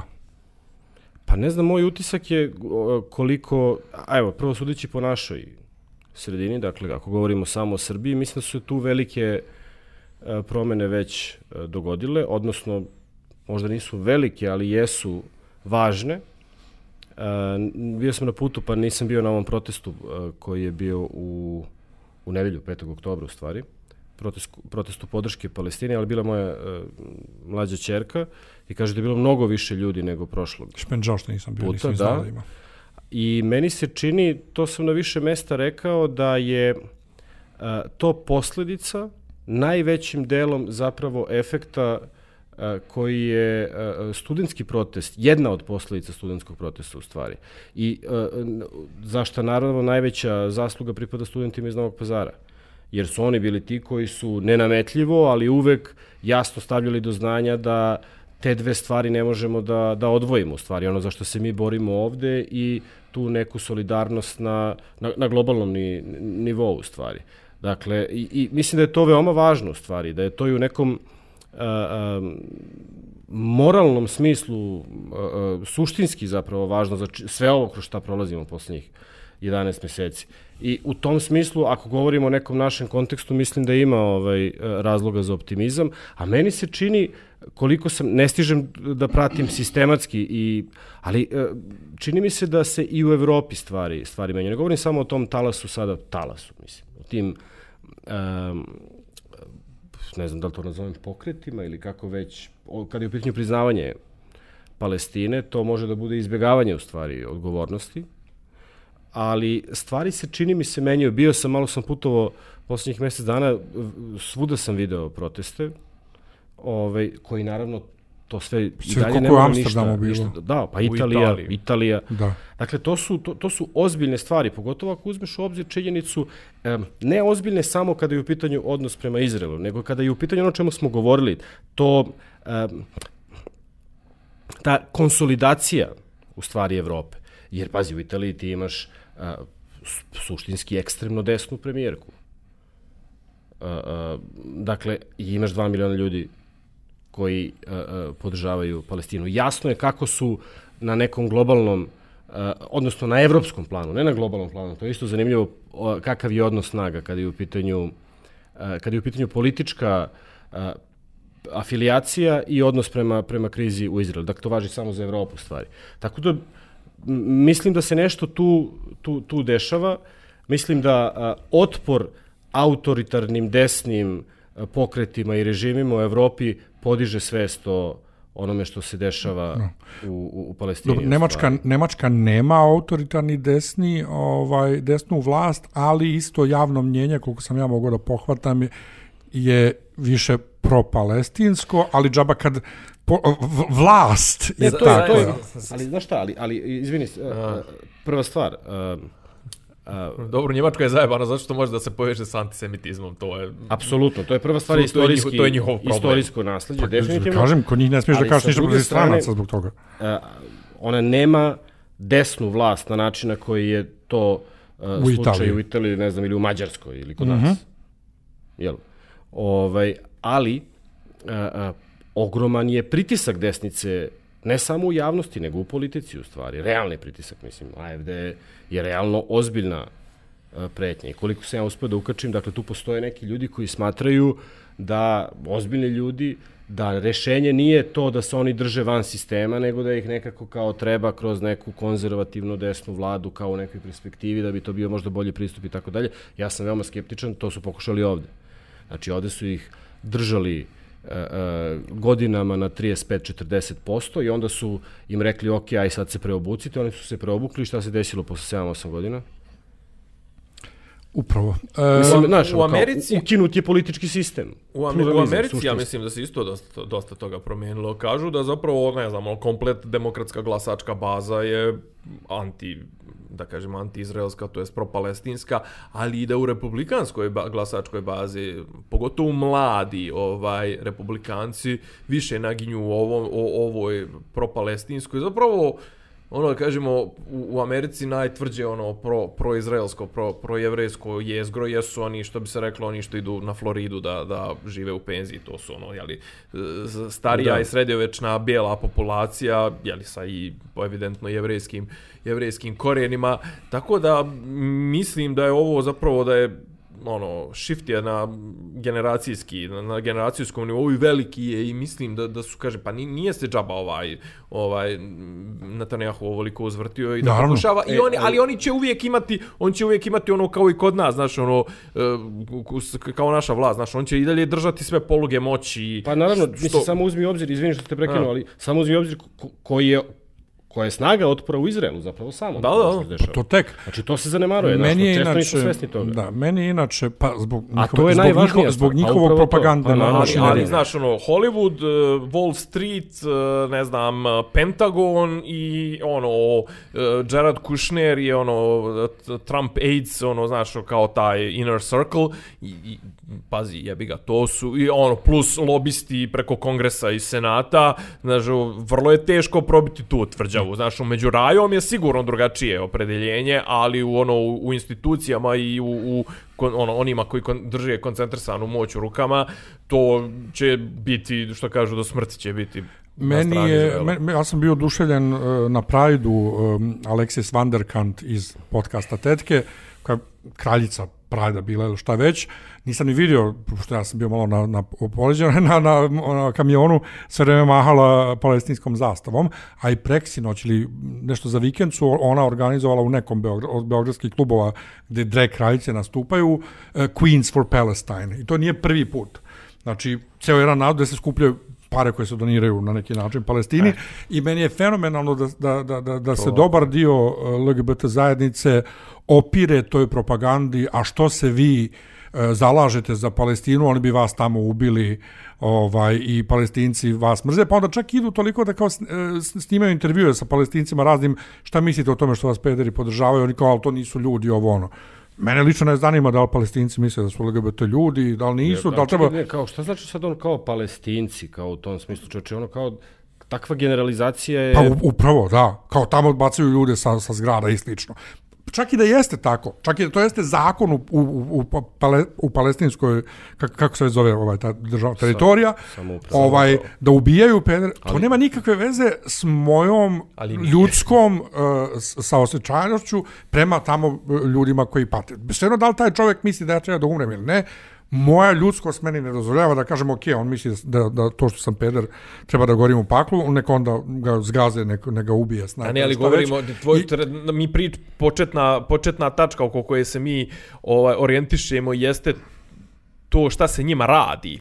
Znači, kome se radi je manje bitna stvar, ovo što im se radi im je zverstvo, i to hoću da stane. Jeste, ali ova druga struja... To je veoma jednostavno, to je poistovećivanje, mislim, to je propaganda. Ali ta struja, dakle, koja to podržava i koja sve vreme zanemaruje da pričamo o civilnim žrtvama, ne Hamas, ta struja nas keca i u Srbiji i u celom svetu time šta se vi pederi tu trtite, oni vas mrze. Da. Kakve to veze ima? Kako to veze ima sa bilo čim. I to mi je jako drago što i naša LGBT zajednica, ponovno, to su mlađe generacije pre svega, što je... To ima ono što kao navijačka skupina mlađi grobare, ovo su mlađi pederi. Jel to kao mlađi pederi? Pa da, slatki ste. Pa ja nisam mlađi Petar. Ja sam u pederskom svijetu, mislim, smo mi ancient. A ti, ovo kao ono kereće godine, pederske godine vaše su... Pa ne, to ima nešto kao, čekaj, ovi su kao Gen Z, pa Gen Z su već sad elders, malo ne mislim, kao... Elders. Ma da, mi milenijalci smo ancestors. Ne želim da znam ko su mladi. Pa mladi su ovi, brate, znači... Mladi smo mi. Ko će me uhapsiti? Sve iznad 14. zakonom. Da. Inače, slao sam vam memu, mama dvojici, šta bi Charlie Kirk rekao za raspeće Isusovo, Jevreji imaju pravo da se brane. Šta bi trenutno, šta bi Charlie Kirk rekao? Zbog toga će nam... Ja da popijemo strajk samo tako. Demonetizovat će nam epizodu zbog toga, bukvalno. Dobro. Brate, ako su onoga Patrika Boyla, brate, demonetizovali, demonizovali. Prešli smo već sat i nešto, još nismo došli do Srbije. Jel treba uopšte? Aj, ne moram. Treba. Ja ću vas pitam, ko je Miša Bačulov? Miša Bačulov je Ronin Carnage System, trebalo bi ti to da znaš, kao ljubitelj borilačkih veština, i to je čovjek ima svoj dojo. Dobro, i? A on je čovjek iz tog svijeta borilačkih veština, profesionalni, mislim da je bio negdje u Češkoj, tamo je pravio karijeru, onda se vratio ovdje, po prezimenu ti je jasno da je u pitanju neki Čvarkov, mislim, Vojvođanin, čovjek je, meni je on, kad se pojavio kao on je, ne znam kad su tačno bili novosadski lokalni izbori, ajde recimo nekad su bili prije, recimo kad su one mesne zajednice bila aktualna. Prije 2 godine, on je čovjek upao u gradsku skupštinu, on je gradski odbornik u Novom Sadu. On ima na osnovu čega? Čiji? Šta je on? On je ima tu neku svoju humanitarnu organizaciju, Budi heroj, i on je aktivista, bio građanski aktivista, a sad je građansko-politički aktivista. Čekaj, a kako je ušao u skupštinu? Pa tako što su ga izglasali, brate. Ispred čega? Pa građanski aktivista ima svoju organizaciju, Budi heroj, humanitarnu, od koje je napravio GG. I oni mogu na izbore? GG, mogu grupe građana na izbore. Grupa građana, dobro. I on je neka svoja priča, kažem, ljudi imaju tu predrasudu na osnovu fizičkog izgleda, da ako neko izgleda ako krkan, a on izgleda ako krkan, da ga odmah povezuju sa ovim režimom, da je tabačija, da je ovo, da je ono desničar. Što ljudi za tebe misle da si neki isto tako tabačija, krkan. Da sam mnogo zajeban i to sve, a ja ono na ljebe namazat. Pa ti gori peder od mene. Pa mislim u tom veća pogledu. Tetka, ja. A da zapopadne da govorimo. Jest. Ja sam drag tetka. Samo u slobodno vrijeme.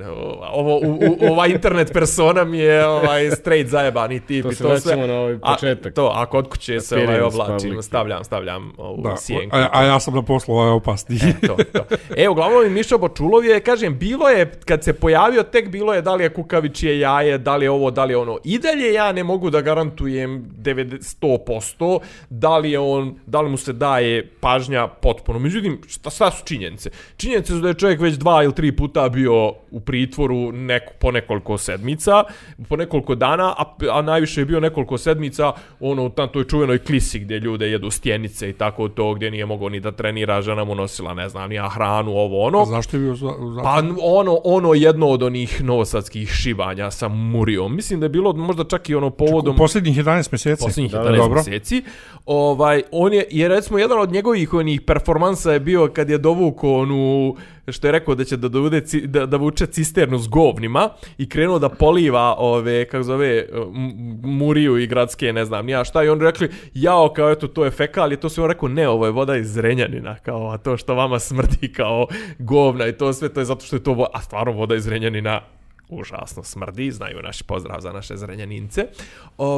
I on je, kažem ti, on je u tom fazonu, sad šta je njegova simbolička značajka, što bi rekli Hrvati, značaj njegov simbolički, jeste što je čovjek stvarno 2 metra i 120 kila mišića i on je jedan od tih koji je uvijek u tim naguravanjima u Novom Sadu među prvima i stvarno kad imaš tako jednog čovjeka za kog znaš da je, što bi se reklo, spreman za fight, živi za fight tvoje godište, šta me gledaš? Ne izgleda mi kao moje, odnosno... Ne znaš ni ti šta bi rekao. Ne to, nego ja se uvijek... Ti sve misliš da su tvoje godište 30-godišnjaci, 27-godišnjaci, a nisu. I kažem, on ima svoj značaj u Novom Sadu, eto kažem, vrlo je postao popularan, ima tu vidljivost, prepoznatljivost i nije neko iza koga bi Raja stala kad bi krenuo fight, stala bi. Sad, šta im on konkretno smeta? Ja opet uvijek imam onu teoriju klasičnu da SNS izmišlja probleme, izmišlja priče. Upravo to sam sad htio da kažem, meni kad je on iz debuha proglašen za glavnog osumnjičenog za rušenje nadstrešnice, a ne znam pritom ni ko je čovjek, i sad kad se mi ispričao, pogotovo djeluje mi da je njihov gremijum krizne komunikacije sjeo i kao, koga bismo sad mogli da smislimo? O čemu bismo mogli sad da pričamo? Čime bismo mogli da skrenemo pažnju? Vraćamo se ono što smo 100 puta već rekli. Dakle, ne smemo da zaboravimo kome se oni obraćaju. Znači, ovo što sada, ovih dana, ta priča koju valjaju, je savršena poruka za ono što je njihovo tvrdo jezgro u stvari. Inače, svi oni što smo u prošloj emisiji pričali što na Twitteru mantraju ove razne žene, koje ne znam niko su bilja pilja, sad su u fazonu te vijesti bačulo ovo, bačulo ovo, bačulo ovo i ponoš ovo, ponoš ono. Apropo toga, umro je onaj nesretnik, otac od jedne od nestradale, koji je prvi prije nekoliko mjeseci iznio tu tezu da je teroristički akt rušenje nadstrešnice. Umro je jer je čovjek imao tumor na mozgu, tako nešto, i što kažu neki komentatori, kažu eto kao možda čak i to donekle objašnjava zašto je on bio podložan takvim delulu momentima, ali ja neću da ulazim u to. Čovjek je ostao bez deteta, mislim, to je i taj način javne zloupotrebe te ličnosti je nešto što je jezivo na stranu, što to bi trebalo u svakoj normalnoj zemlji da povuče praktično i krivičnu odgovornost. Tako je, ali ne sad bi trebalo ali sad bi trebalo povuče pogotovo, a sada tek. Sad znači kad to iznose, širenje panike, širenje lažnih informacija, izazivanje panike, ali to pogotovo kad iznose ljudi koji imaju težinu javnog djelatnika, odnosno nosioca državne vlasti. U parlamentu.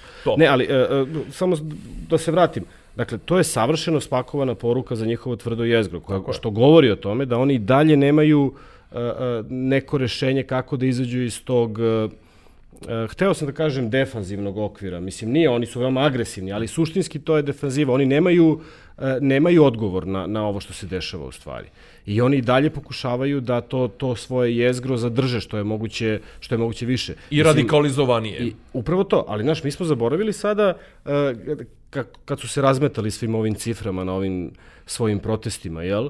Znači, tu se zaboravlja, eto vidiš u toj poruci nekoliko veoma važnih, suštinskih stvari se prosto previđa. Mislim, oni to naravno previđaju. Prvo, to nije organizovao SNS. Zašto SNS nije organizovao proteste protiv blokada, nego Centar za društvenu stabilnost? Da, moj omiljeni. Upravo to, da. I druga stvar, gde je 700.000 članova SNS-a? To znači da 700.000 članova SNS-a ne podržava akcije Centra za društvenu stabilnost.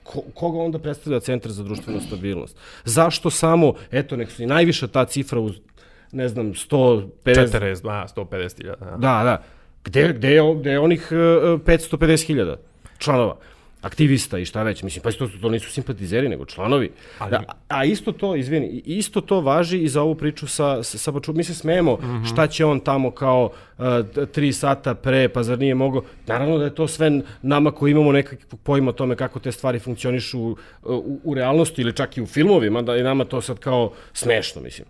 Ali nekome ko gleda Informer, ono kao 12 sati dnevno, ima 65-75 godina, mislim da u posljednjem... Zato je Miša Bačulov tu zgodan, jer, znaš, ono kao, pri toga, koja je poruka od početka koja emituju, blokaderi su nasilnici. Sirovine sileđe. Ogromnog čovjeka, eto vidi, ono kao, savršeno. U posljednjem vremenu, ili tako, neko je, mislim, da možda Đorđe Vukadinović je rekao, ili je neko od ovih, uglavnom jedan zaključak je bio, vlast je ubijedila dobar dio svojih birača da je nadstrešnica teroristički akt. I to je veoma, da kažem, neću da kažem opasno, nego jednostavno opasan pokazatelj toga koliko su ti ljudi. Mislim, ja kapiram da se to odnosi na ovaj smanjeni korpus podržavalaca SNS-a koji se okrnjio posle ovih protesta, posle toga kad su studenti išli kroz sela, ljudi iznosili jabuke, plakali ono sve to, i mislim da je to možda sljedeći potez koji treba ponoviti, ako ništa druga. Trebalo bi ga ponoviti do 1. novembra, ali kažem, to treba ponoviti to treba da bude fokus kad se eventualno izbore raspišu. Neću sad da ulazim priču o izborima previše. I nema o izbornoj listi, molim te, studentskoj. Ne, zato i kažem. Ali mislim da je to jedan od boljih stvari. Ali ovo kažemo, ali jel vi shvatate šta znači, ne znam, da je 5 ljudi, a ne 500.000 ljudi progutalo priču da je ovo bio teroristički akt. Jel vi shvatate u kom su ti ljudi, u kom su oni stanju kognitivno? A da li pre 23 godine, kako se zvao lik? Alan Čumak? 33, pardon, da. 23 je 2002. To je kontinuitet, radi se, znaš, ti ljudi pola života... Ljubiša Trgovčević. Pa ti ljudi pola života veruju takve... Pa nema ništa logičnije za njih nego da je neki terorizam, brate. Inače, rekao sam neću studentskoj listi, ali nema se šta. Ne, ali imam jednu kvazi mema. Ponovo Twitter i njihovi botovi, neka botica piše, njeno dijete, student, neće da učestvuje više ni u čemu. Ja vidio sam to danas, fenomenalno. Jer je šetala od Niša do Kragujevca, jel? Da, ali ispričam forum, čuju ljudi koji može. Dakle, njeno dijete neće da učestvuje u šetnjama više i u bilo čemu, jer kaže Stina, zašto? Pa eto, oni u Nišu, njih niko ne pita za studentsku listu, oni ne znaju ni ko će biti na studentskoj listi i jasno je tu samo par fakulteta učestvuje. I sad neko drugi pita na kom je fakultetu, sin, ćerka, šta je već, na filološkom. I neko kaže, u Nišu nema filološki fakultet, gospođo, pokušajte ponovo. Da, genijalno, vidio sam. Upravo da, to bi znači bilo super da ne spojluješ fore unapred. A zapravo to nije mimo, to je screenshot. Tako. Da, ja kažem skoro, pa to je sad mim. To. Ali nije ona rekla da je on u Nišu, on je rekao da je šeto od Niša do Kragujevca. Nije, rekla je da je u Nišu, nas u Nišu niko ne pita ništa. Znači, evo sad da nađem, brate. Znači, u Nišu niko ne pita ništa. Ajde nađi. Evo, sad ću da ti nađem. Znači, jebote Niš.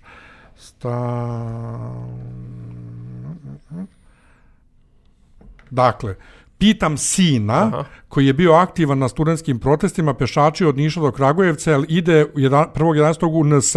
Kaže ne, jer nema pojma ko sastavlja studentsku listu, niko ih ništa u Nišu nije pitao da se izjasne na plenumima. A dobro, ja sam vidio to da su šetali. Ti si čitao dijagonalno, vjerovatno. Prva informacija je da su šetali od Niša do Kragujevca. Jasno mi je da se radi u Nišu, ali kažem, okej. Ti sad reče šta se desilo za 8 godina vlasti ovih Ako ćeš reći 25 godina, 5. oktobra, nemoj, nema se šta pričati. Pa, hoću bar da to kažemo. Šta? Pa, eto, druge su vrste borbe i druge su vrste, mislim da su ti ljudi koji su vezani emotivno za 5. oktobar jedan od uzroka ovih sad kilavosti naših. I ti koji gledaju u to, trebali smo 5. oktobra, trebalo je da bude 6. oktobar, to prošao voz, ajmo druga vremena došla. Nije ni prošao voz, imaš, brate socijalisti, spone glavna poluga vlasti. Mislim, meni za 5. oktobar, znam i pola demokratske stranke što kažem svake godine za 5. oktobar i govorit ću do sopstvene smrti, jeste da je za mene, koliko je 5. oktobar, mislim, koliko je prdnuto u čabar je, što je 2010 ili koje već godine, Ivica Dačić kao tadašnji, recimo, ministar, šta je on bio, da li spoljnih poslova, da li je bio ministar policije, u tom trenutku rekao 5. oktobar je propuštena šansa. Znaš kao... A dobro, vidi, sad imaš tih anegdotskih momenta koliko hoćeš, ali ako to pogledaš sada sa nekakve distance i pogledaš u kakvoj se situaciji zemlja nalazila, kakva je bila raspodela političkih snaga, elementarne činjenice nekakve, kakva je bila, u kakvom je stanju bilo javno mnjenje, da ne kažem građanstvo. Ovo sad što smo pričali, kako ljudi poveruju takve stvari, pa čoveče, pa mislim, seti se u šta se sve verovalo u 15 godina koje su prethodile tome, od praktično sredine 80. godina.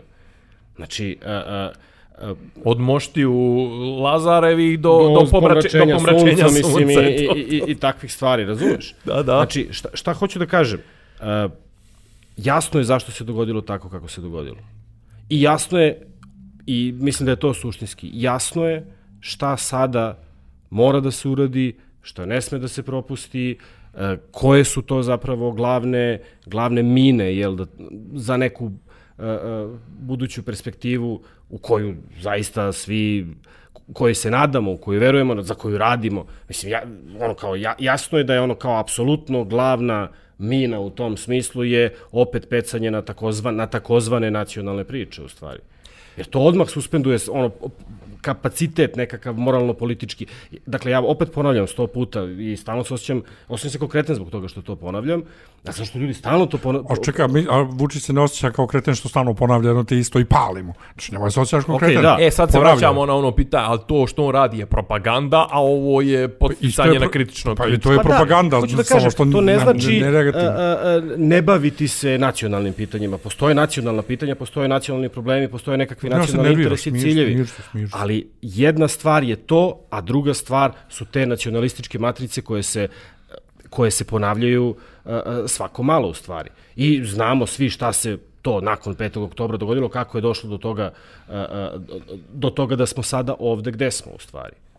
A šta je uopšte osnovni sentiment na mrežama i to nebitno, apropo 25 godina? Što najgore, ja lično nisam ništa, bukvalno ne znam da sam išta vidio. U stvari da, vidio sam ponešto. Infinitezimalno malo je priče o 5. oktobru kako vrijeme prolazi. Znači, na mrežama sam vidio možda 3-4%, uglavnom je bilo, tad smo propustili, ili bilo, treba vam svima jebat majku koji ste učestvovali u tome paljenju Skupštine. Tako to. I to vrlo je, nema toliko uopšte priče. A pazi, ja koliko sam skapirao nešto, malo vlast pokušava, ali mislim da i oni kapiraju da je to, njima je 5. oktobar samo iz prostog razloga što ne voljeli da se ponovo desi. Ja mislim 5. oktobar sam po sebi je, nema šta, to je veliki događaj u istoriji. To šta se desilo posle njega, to je drugi par opanaka.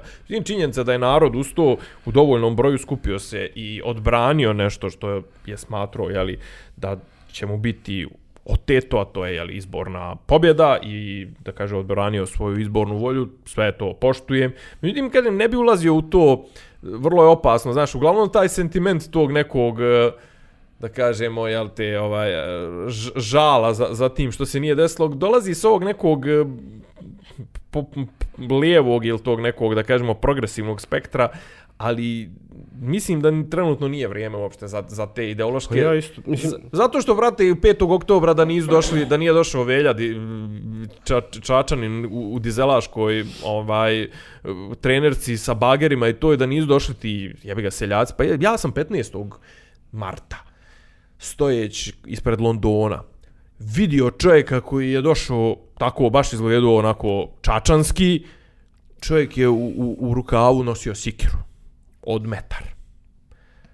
Neću ništa da kažem, ne znam ni ko je, niti mogu da ga identifikujem, tako da ne prikrivam krivično djelo, niti je izvršio bilo kakvo krivično djelo. Kažem, bilo je i tad ljudi i to, da se ne vraćamo, ali ovdje ga, znači, ako će se već ulaziti u neke ozbiljne odbrane od nečega, onda mora da se bude spreman na svašta, a 5. oktobra su došli ljudi koji su bili spremni na svašta i uglavnom potiču iz tog nekog nefinog sektora, nerafinisanog, da ne ulazim dalje. Moj utisak je da je sada šansa da se napravi suštinska promjena zapravo mnogo veća.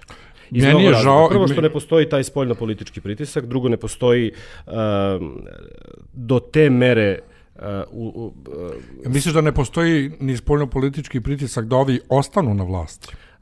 Vidi, s jedne strane, naravno da je lakše bilo u situaciji u kojoj ti imaš praktično jednostrani, jedinstveni stav tada jedinstvenog zapada, i podršku, ne znam, opozicionim faktorima ovde.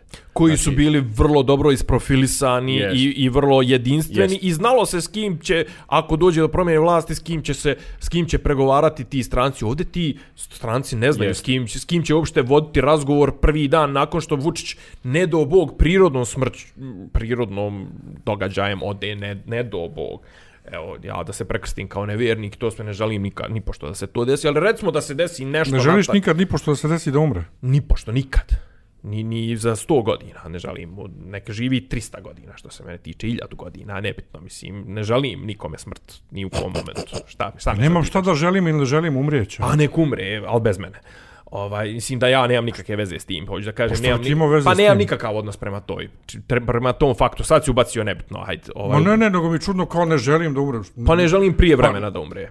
Želim. Da te ne znam kad mu je vrijeme. Šta znači prije vremena? Kad mu Bog kaže. Ma prati, kad god umre. Hoću da kaže, pa ako ikada umre, što bi rekao Titin testament, kako je počinio. Nebitno, ajde, sad, nebitno je, hoću da kažem, evo, ne do Bog da se desi sutra čovjek prirodnom smrću ode, ili odluči da jednostavno napusti sopstvenim, s kim će stranci, koja adresa. Što je najgore, ne postoji ni kolektivna adresa, ja ne mislim da treba da postoji jedna osoba. info@vlada.gov.rs Đuro.mac. Sad vidi, sad zašli smo u detalje, a bojim se da nemamo kapacitet da isteramo do kraja. A znaš šta, stvarno je pitanje, ok, jasno je ko je možda bio adresa 5. oktobra, ali već poslije 10 dana ne bilo jasno ko je adresa bio tada za komunikaciju i ko je bio adresa na koju je trebalo sve te stvari koje su smatrane nekakvim setom zahteva koje je bilo nemoguće ispuniti u tom kontekstu na taj način, kome je to trebalo ispuniti? Ali to su bili, ako ništa drugo, bili su politički faktori. Mi sad imamo van političke faktore.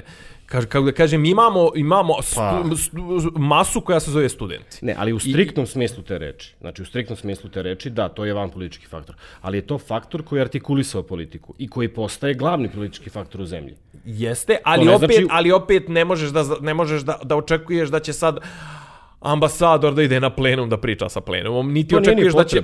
Pa znam, kažem, mi još uvijek nismo došli do tog nivoa, ali s obzirom da nemamo ni izbore najavljene, nije ni potrebno da imamo taj nivo, ali trenutno kada kažem, znaš, suviše je disperzan taj element protiv ljudi, to jest taj front protiv vlasti je suviše raštrkan na više nekih faktora da bi uopšte i stranci mogli reći mi smo protiv vlasti, ali ako si protiv vlasti, to ne možeš da kažeš za koga si tačno. Ali hteo sam da kažem samo jednu stvar. Ali je nezadovoljstvo i otpor što se dešava mnogo dublje ukorenjen i ipak mnogo jasnije artikulisan. Ti si tada imao 2 miliona ljudi koji su glasali za Miloševića na tim izborima. Znači glasali za njega. Ti si tada u koaliciji imao ljude koji su do pre nekoliko godinu dana pre toga praktično bili, ne samo što su bili u koaliciji, to je sad manje važno, ili su izašli iz tog režima, neki su bili, ne znam, optuženi za ratne zločine, mislim, tako kasnije, razumeš? Znači, to je jedna, u tom nekom ideološkom smislu, vrednostnom i tako dalje, ajde na ideološkom, vrednostnom smislu, to je bila mnogo šarenija priča u stvari. koja je počela da škripi odmah. Ja samo pričam iz vizure nekih eventualnih međunarodnih odnosa, to jest međunarodnog odnosa međunarodne zajednice i stranaca prema nama, znaš, da ne pričam, još kad kažem, mislim čak više ove neke sa zapadne strane, šta ćemo tek sa Rusima, šta ćemo tek sa Kinezima, šta ćemo tek sa... On reaguje na moju upadicu o tome da li stranci podržavaju. Moj sentiment lični je, ja jednostavno ne mogu da prežalim da nije sprovedena lustracija i da je ovim ljudima dozvoljeno da se ponovo plus i minus ili i dalje bave politikom. Pa radi Vučiću, Šešelju, Dačiću, SPS-u uopšte i tako. Znači, ali ovdje i sad... Ja se nadam nekoj budućoj potpunoj lustraciji. Šta znači potpuna lustracija? Rekao već brata zabrana. Svima. Šta znači svima? Svima. Koji su bili dio ove vlasti. Danica Grujičić. Svi. Bukvalno svi. Od Saše Radulovića. A ovi koji su učestvovali na izborima koje je trebalo bojkotovati, Savo... To ne. Samo koji su bili dio vlasti. Ali šta ti to sad znači? Ponovo, Vučić... Ne, ali čekaj, da. Mislim, okej, ja to razumem, ali kako se dolazi do toga? Pa kad se smijeni vlast. Nije dovoljna samo krivična odgovornost i tako. Mislim, ja se... Ne, nije dovoljna. Ne, nije. To je politička odgovornost. Čekaj, je li bila 5. oktobra dovoljna krivična odgovornost? Je li bilo dovoljno to što je Milošević poslat u Hag? Znam, ali u Hag su poslati ljudi po komandnoj odgovornosti. Dobro, znamo, pusti sad to, ne pričamo o tome. Milutinović, Nemanja, skrati, ne pričamo o tome. Znači, pričamo o SPS-u. Znači, kako je... Milutinović ti bio SPS. Pričam sad o SPS-u kao partiji. Dakle, SPS je dozvoljeno im da nastave, da budu u vašu. Šta da budu? Politički faktori postoje uopšte da rade, da se bave politikom. Znači, potpuno zabrana. Ti znaš šta su zabrane stranaka, to i u Njemačkoj vrlo pipa posao, mislim. Jeste, pa su odradili to sa NSDAP-om, mislim. Nisu oni to odradili. Nego ko? To im je odrađeno. Znači, treba je nama da dođe neko da to odradi, ali sve jedno, dakle, potpuna lustracija. Znači, Nije pitanje uopšte tako jednostavno kao što ti djeluje. Nije ni toliko komplikovano da ne može se uraditi. Vidi, ono što će biti realno u tom smislu sad, veoma ozbiljan problem. Znači, veoma ozbiljan problem. Pričali smo 100 puta da je neka vrsta radikalnih mera nešto što je neophodno. Ja sam to više puta govorio. Naravno da su potreban je revolucionarni efekat i u tom smislu to podrazumeva i neku vrstu lustracije. Dobro. Sad, sa druge strane, za ovo društvo takvo kakvo je, veoma važno da taj revolucionarni efekat dobije nekakav institucionalni okvir. Jasan, što je moguće pre, u stvari. I u tom smislu, meni je ključno, recimo, pitanje šta se dešava pošto mi znamo na koji način je uzurpirana ovde javna imovina, mislim, na koji način su pokradena javna sredstva. Meni je to, recimo, pitanje svih pitanja. Šta se dešava sa svim tim Beogradima na vodi, sa Expom i tako dalje, sa privatnim firmama koje su tu bilo uknjižene, bilo nekakvi vlasnici nekakvih deonica, razumeš? O tome se radi. Peđa Mitrović je objavio, nešto je, da li na nekom odboru, da li na samoj skupštini čitao neke silne milione, milijarde zapravo, Millennium Team i ova druga neka firma koje su dobile pare na tenderima, jer na tenderima u proseku se prijavi 1,9 firmi, a od toga ispravnih prijava bude 1,16. I onda naravno taj jedan... to izigravanje... Taj jedan koji zapravo je taj čuveni, što će Millennium Team, još neko je pitao, mene zanima čime su vas te dve firme toliko zadužile da im nameštate sve poslove? Hteo sam samo da kažem jednu stvar, poenta svega što sam hteo da kažem je, ako bi se ova stvar uradila, moj utisak da onda ta nekakva deklarativna lustracija postaje suvišna u stvari. Iz kog razloga? Iz tog razloga što takvo postupanje često može da dovede do toga da zapravo oni koji su glavni nosioci ovog sistema i ovog režima se zapravo izvuku bez bilo kakvih posljedica, pošto možda nisu imali nikakvu političku funkciju. Ja sam zato ponovo da li 700.000 članova SNS-a, da li jedan službenik kovnice novca, da li je to politička funkcija? Da. Razumeš? Dakle, 700.000 članova SNS-a da im bude zabranjeno da se bave politikom ikad više. Dobro. Evo tebi konkretno pitanje. Da bi ti primio, ko što sad ima 1 milion preletača u SNS, da li bi primio da se u DS primi, recimo, dođe Brnabićka, dođe, ne znam... Ne, mi imamo čak neki konsenzus da, ne znam šta smo pominjali, koji period, koliko godina neće biti učlanjivanja uopšte. U novih u stranku nakon pada. Za određena godišta. Evo sad. Evo recimo, hoću ja da se učlanem. Da li sam ja obuhvaćen tom zabranom ili samo ljudi koji su bili članovi neke partije? Dobro, razume se, ja govorim o ovome kao nekakvoj, što bi ti rekao, propagandi sada, ali u nekom periodu se stavlja moratorijum u tom smislu. Uopšte za sve, čak i ljude koji nisu bili, viš, to je meni glupo. Znači, što treba da zabraniš, ne privremeno, nego zauvek. Ali ti nemaš, vidi, ali ti kod nas, u ovoj zemlji, ti nemaš načina... Ana Brnabić može da se učlani. Ana Brnabić, ali ti 700.000 ljudi koji su zaista bili iz ko zna kojih razloga članovi, ti nemaš načina da ustanoviš, ti imaš ovde ljudi koji su članovi po 2-3 stranke, bukvalno. Nisu ni u Njemačkoj, svi na ne postoji centralni registar članova političkih stranaka, pa ti kada kažeš daj mi uverenje da nisi član političke stranke, on ti donese uverenje. To ne postoji. Evo ti... Razumeš? Znači ti kažem ti ovdje imaš ljude, ti misliš da se neko ko je preletao da su oni išli, pa da su otišli, ne znam, u Demokratsku stranku ili bilo koju drugu stranku i rekli dajte mi ispisnicu. Mislim, kecam te na račun ovih viđenijih.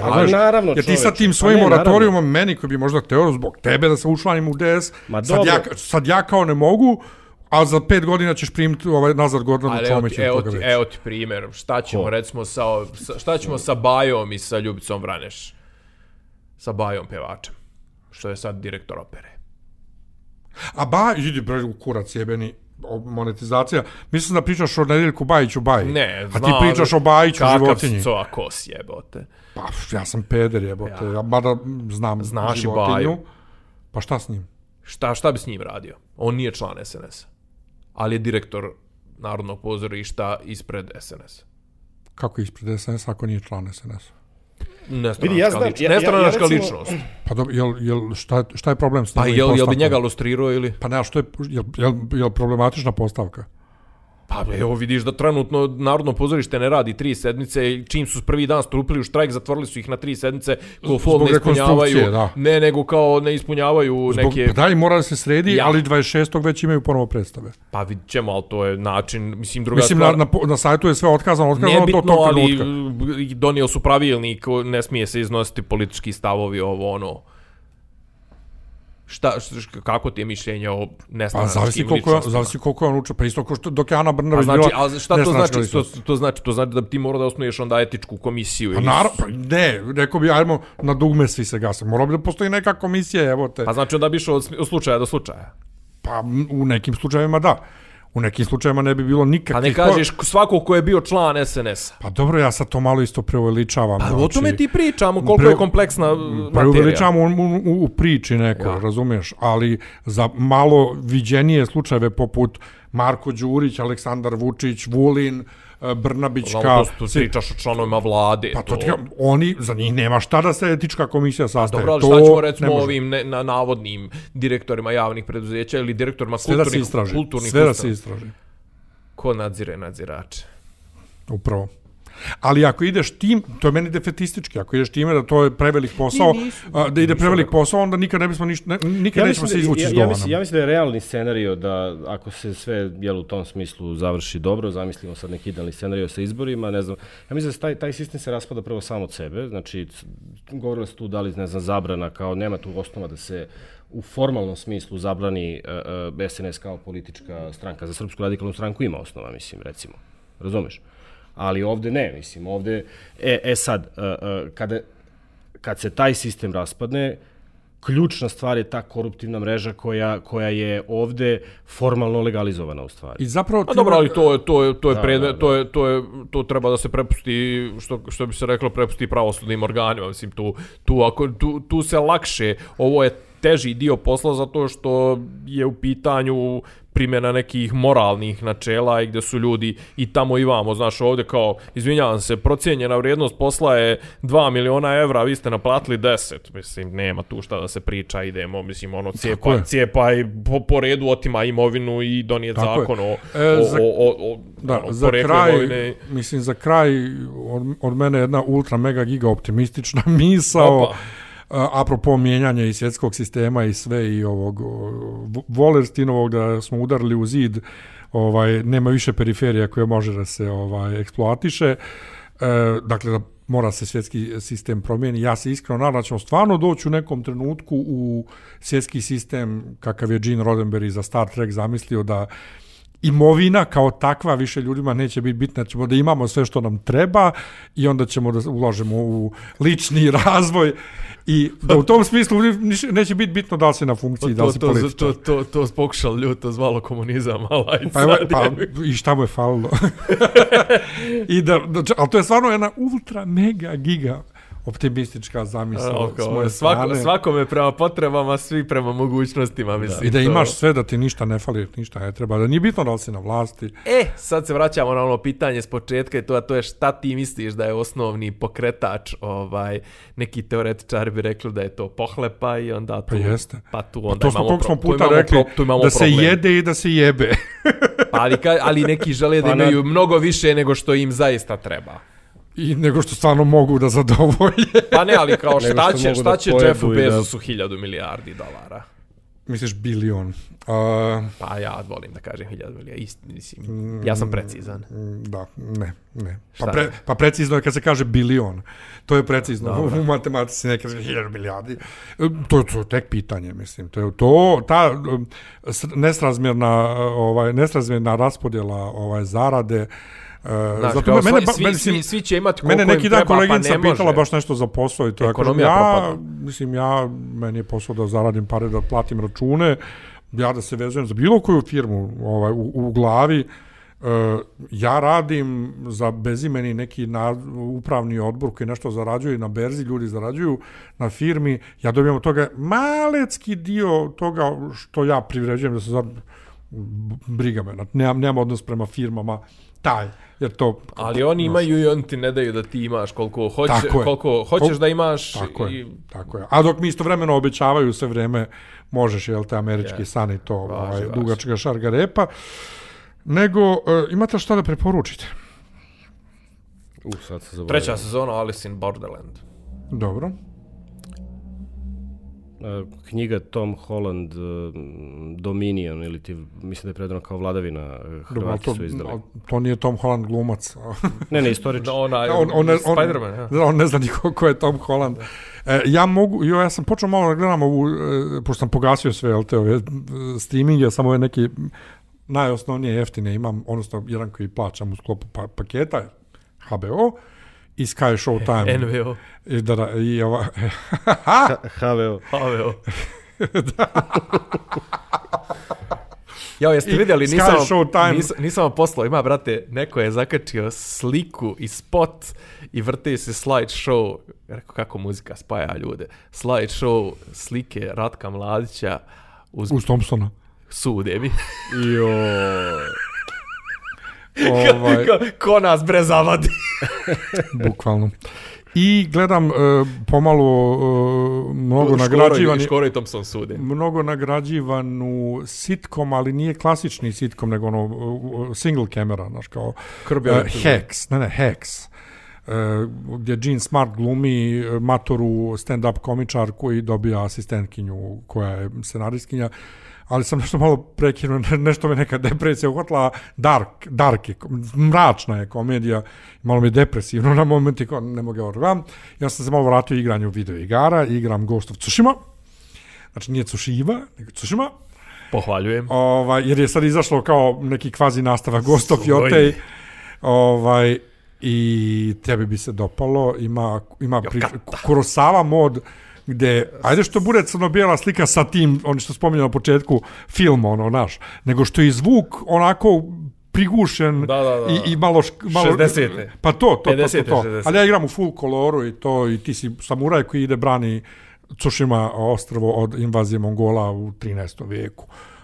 Mislim, on je izmišljen, on je zapravo reprezent ovog oluje koja je njih oterala tada. Koja, po kome se zovu šta? Ovi bre... Božanski vjetar. Kamikaze. Kami znači bog, kaze znači vjetar. Kamikaze. Tako da je ta invazija. Super je igra, znači ideš okolo, kolješ, znači... To nam baš treba. Dobro, hoćete da čujemo pjesmice? Naravno, ne znam ako imaš blagoslov. Sad ću da ga pitam, pogotovo što nas nije dugo bilo... Blagoslov. Ne znam da se drugi pojavili neki... Kad ćemo nije pođe reći Purić, Đurić, kako se zove oni? Braća. Đurić i Uveoc. To sljedeće. Vladiko. Jaki su. Jest, ja sam. Pa da, nije nas bilo. Vam Pop ide tamo po nekim konferencijama, po inostranstvu, pita Boga komu plaća. Ma ja. Jest. Ma da. Znate, kuku crkva mu dala otkaz, ko će djecu da hrani, a on putuje po svijetu. Jest. Nego mi bismo da čitamo neke, to jest ja bi da čitam pjesme, ali dajte nešto sad da možda pogađa malo sad u ove aktualno što se dešava sve. Đak prvak velite. Pa dobro, jes malo kasnimo, ali dobro, jes nije nas bilo dugo. Dobro, Đak prvak i EU. Pa dobro. EU... Nešto na moj račun. Pa, evo popite na njegov račun. Nije, kaže, nije na tvoj račun. Ne bavi se on pojedincima. Oni hoće da nam otmu porodicu i sve. Dobro, Vladiko, ništa, ajde, blagoslovite. Blagoslovite, ja sreću da ćuti. Ćuti, kaže Vladiko. Ajde onda na bespuću EU puta, jel? Dobro. Ajde blagoslovite. Zvuči ko pjesma Bjesova, je. U osvit zadnjeg dana. Stvarno. Pričam s čovjekom, Dakle, hoćemo prvo Đak prvak. Ide je prvo bespuće, a onda Đak prvak da se raspoložimo. Kako ti znaš? A? Ti čito? Pa zvuči Đak prvak. Đak prvak, brate, kako može da bude? Je li to potom 1. septembra? Normalno. Pa valjda. Na bespuću EU puta. Bespuću. Bespuću. Znači, nekad tako akcente omašim. Znaš da redovno govorim Mladenovac. Koji crnim je Mladenovac uhvatio? Mladen. Kao Mladenovac. Dakle, na bespuću EU puta. Evo po ko zna koji put EU za nas neće da zna. Srbin je ostavljen da luta kao Izrail u pustinji, za nas u EU ne teku med i mleko, Srbima su namenjena bespuća, reče neko. I evo već po 100. put rekoše da EU nije za Srbe, Srpsku i Srbiju, EU ima svoje prioritete, pa nikakve štete, trebamo im reći, ostavite nas na miru, svoj život da živimo, a mi ćemo da vam tapšemo i izdaleka da vam se divimo. Najumniji ljudi našeg vremena, Vladika Nikolaj i Dostojevski, davno su rekli da će odnarođeni deo našeg naroda zapadu se prikloniti i za cenu neće ni pitati, ne budimo i mi takvi, jer znamo šta nam narodni pesnik reče, sunce tuđeg neba. Neće vas grijeti. 3 tačke. Uje. Jer Srbin treba da bude i ostane ono što jeste ispod svoga neba. Da neko od naših starih besednika stane na gradski trg i kaže Srbi čujte, neće vas, Srbi znajte, neće nas, Srbi vreme je čuti taj glas, a vi kao što vam Pavle reče, budite ljudi, iako ste kao što neko reče Srbi, ostavite zapad i svet, nek idu svojim tokom, a vi čuvajte što imate i znate, da ste Srbi za sva vremena, a Srbija svetosavljem uvek omeđena. Pa nije ovo nečemu. Ostavite zapad kao što je Nikolaj ostavio zapad. Pa da, nije nešto sad posebno ludo.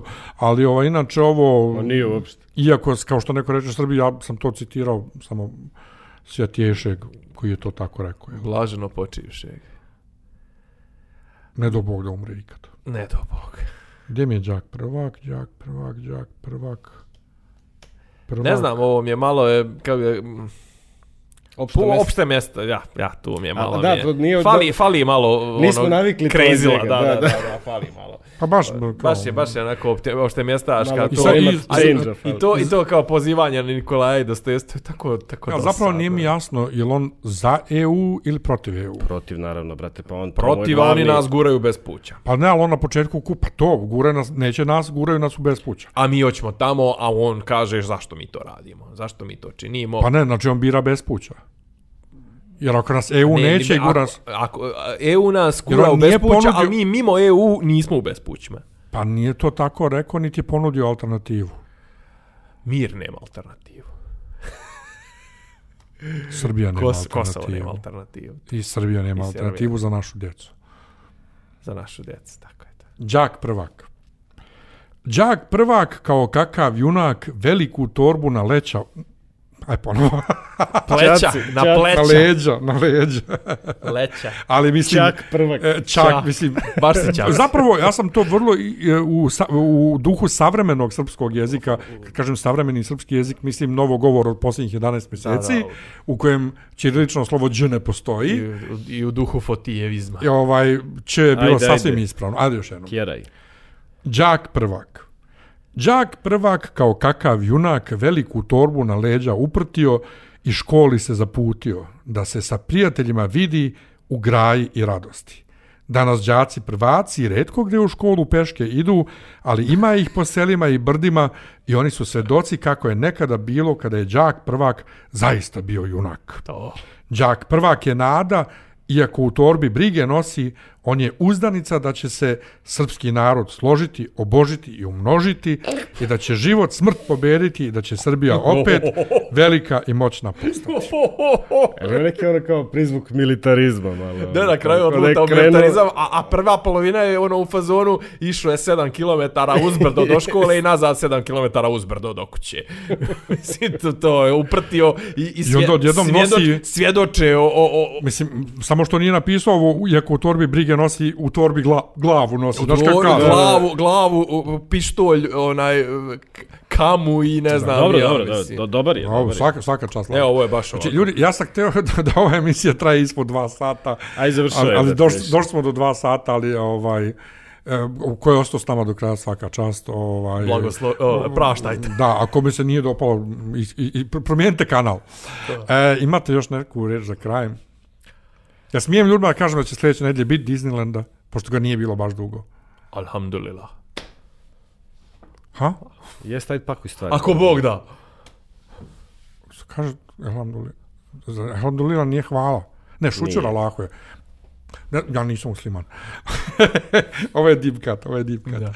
Hvala vam što ste bili uz nas u još jednoj epizodi Pedera, Popa i Pravnika. Zapratite nas na YouTube kanalu, htio se kažem Peder, Pop i Pravnik, dopisi iz Disneylanda. Nismo još došli do 3000, dajte da stignemo lagano i do 5000. Šerujte, dijelite, komentarišite, ja ću se truditi i ova dvojica možda da odgovorimo na komentare na koje stignemo, to jest na sve da odgovorimo. Vi koji ste članovi, na vaše ćemo naravno prvo odgovoriti. Ako imate pitanja, pitajte u komentarima.